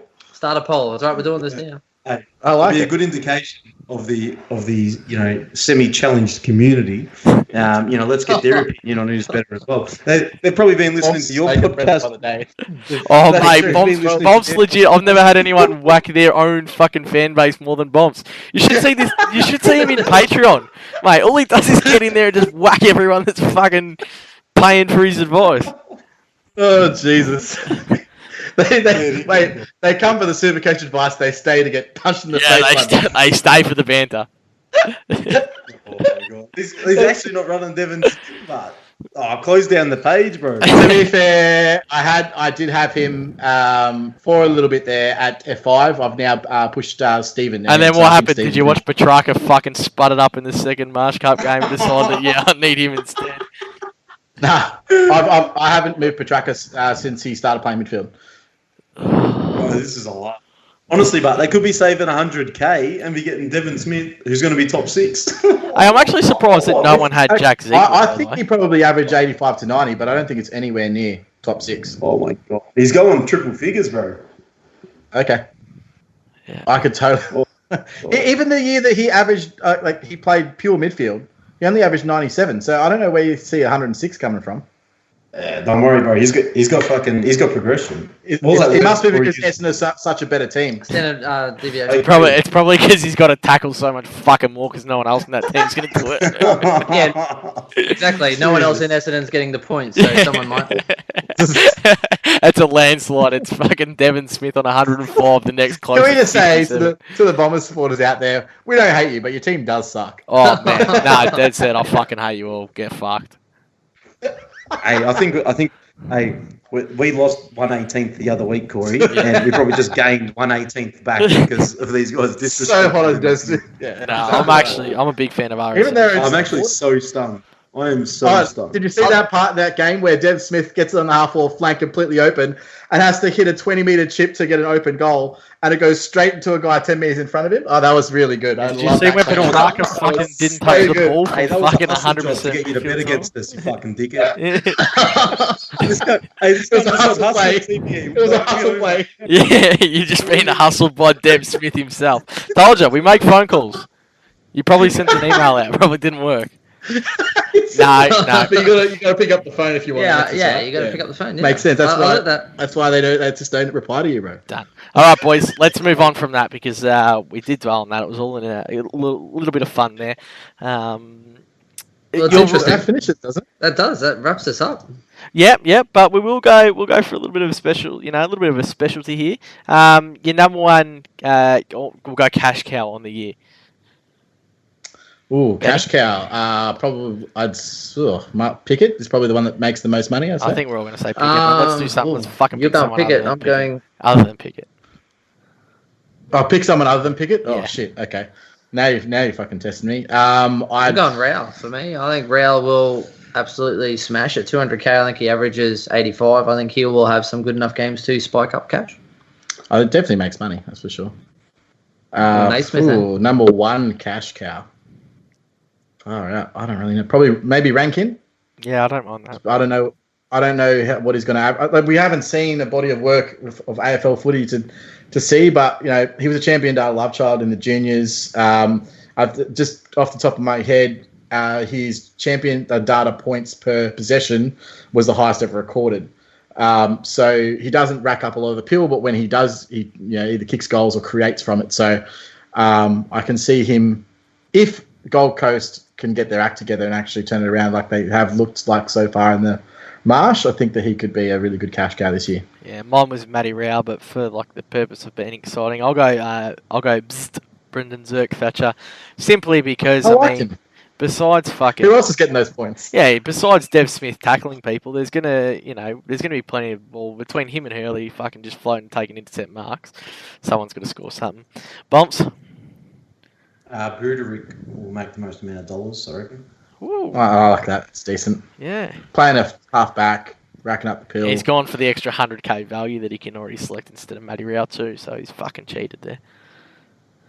Yeah, it's not a bad pick at all. Yeah. There's not many. How bad are the rookies this year, though? Seriously. Oh, could be a fucking nightmare. What have you guys got moving forward to the start of the season? So the rest of this, which we still haven't done our Marsh 2 pod, so we've got to do that. No. Well, you have been sick this week. Yeah, I was unfortunately. Pretty much just looking at those that are relevant. Pretty much everyone except for Devon Smith, and we'll do a rookie pod, trap watch, and then what we'll do is we'll do a team reveal next week as well. So we've got probably 2 pods left before the start of the season. So Yeah, we'd be take it easy now. A lot of the work's done. Yeah, we'd be very similar. I mean, we're getting on our Patreon chat every single night and chatting with people in there too. So that's been a fucking shitload of fun too. It's fun finding like-minded people. Hey, it's really good. They're very passionate, so it makes it easy to sit there and have discussions, and Bombs just fucking shits on everyone for having an opinion, so that's always fun. Yeah. So I started this poll. Started this poll on Twitter, boys. I just said who fucked up. $200 on the line. Our top 3 versus their top 3. SC Elites say Devon Smith. Out averages Petrarca. So I have Elites are stupid AF, and then I have we are effing nuffies. So we'll see who gets the chocolates. Fuck, half the community's not going to understand what the fuck that means. The current result? Refresh the page, bro. What's the Refresh result? Get some live action on here. 0 votes. Sorry, guys. Yeah. Talk shit, bro. So we don't have that big of a reach. So What I'll do is I'll take a screenshot and I'll tweet it to you. How's that sound? thanks, mate. Boys. Look, we got to wrap it up here. Do you guys have a sign off? No, it's Boy. boy. There you go. Boy. And look, on behalf of Bombs, myself, Ben, Chris, so the Insider team, where can we find you, boys? Chuck your handle out one more time. Yeah, just on Twitter at Twitter. So it's Twitter, SC_insider_ on Twitter, Facebook.com/SC Insider, Twitch.tv/SC _insider. And YouTube as well. We've got you guys. I noticed that you guys are starting to do some nice YouTube stuff. So boys, 11 votes already, and apparently, people think we're nuffies. See, I'm telling you, 27% to 73%. You're right. Yeah. Well, Interesting. Look, our money's where our mouth is. Still not That's 100 it. 0. No, always good. And on behalf of Bonce, myself, not Brett, because he's a fucking idiot, and our Patreons at patreon.com/SC Elite. Peace out, community, and thank you for listening.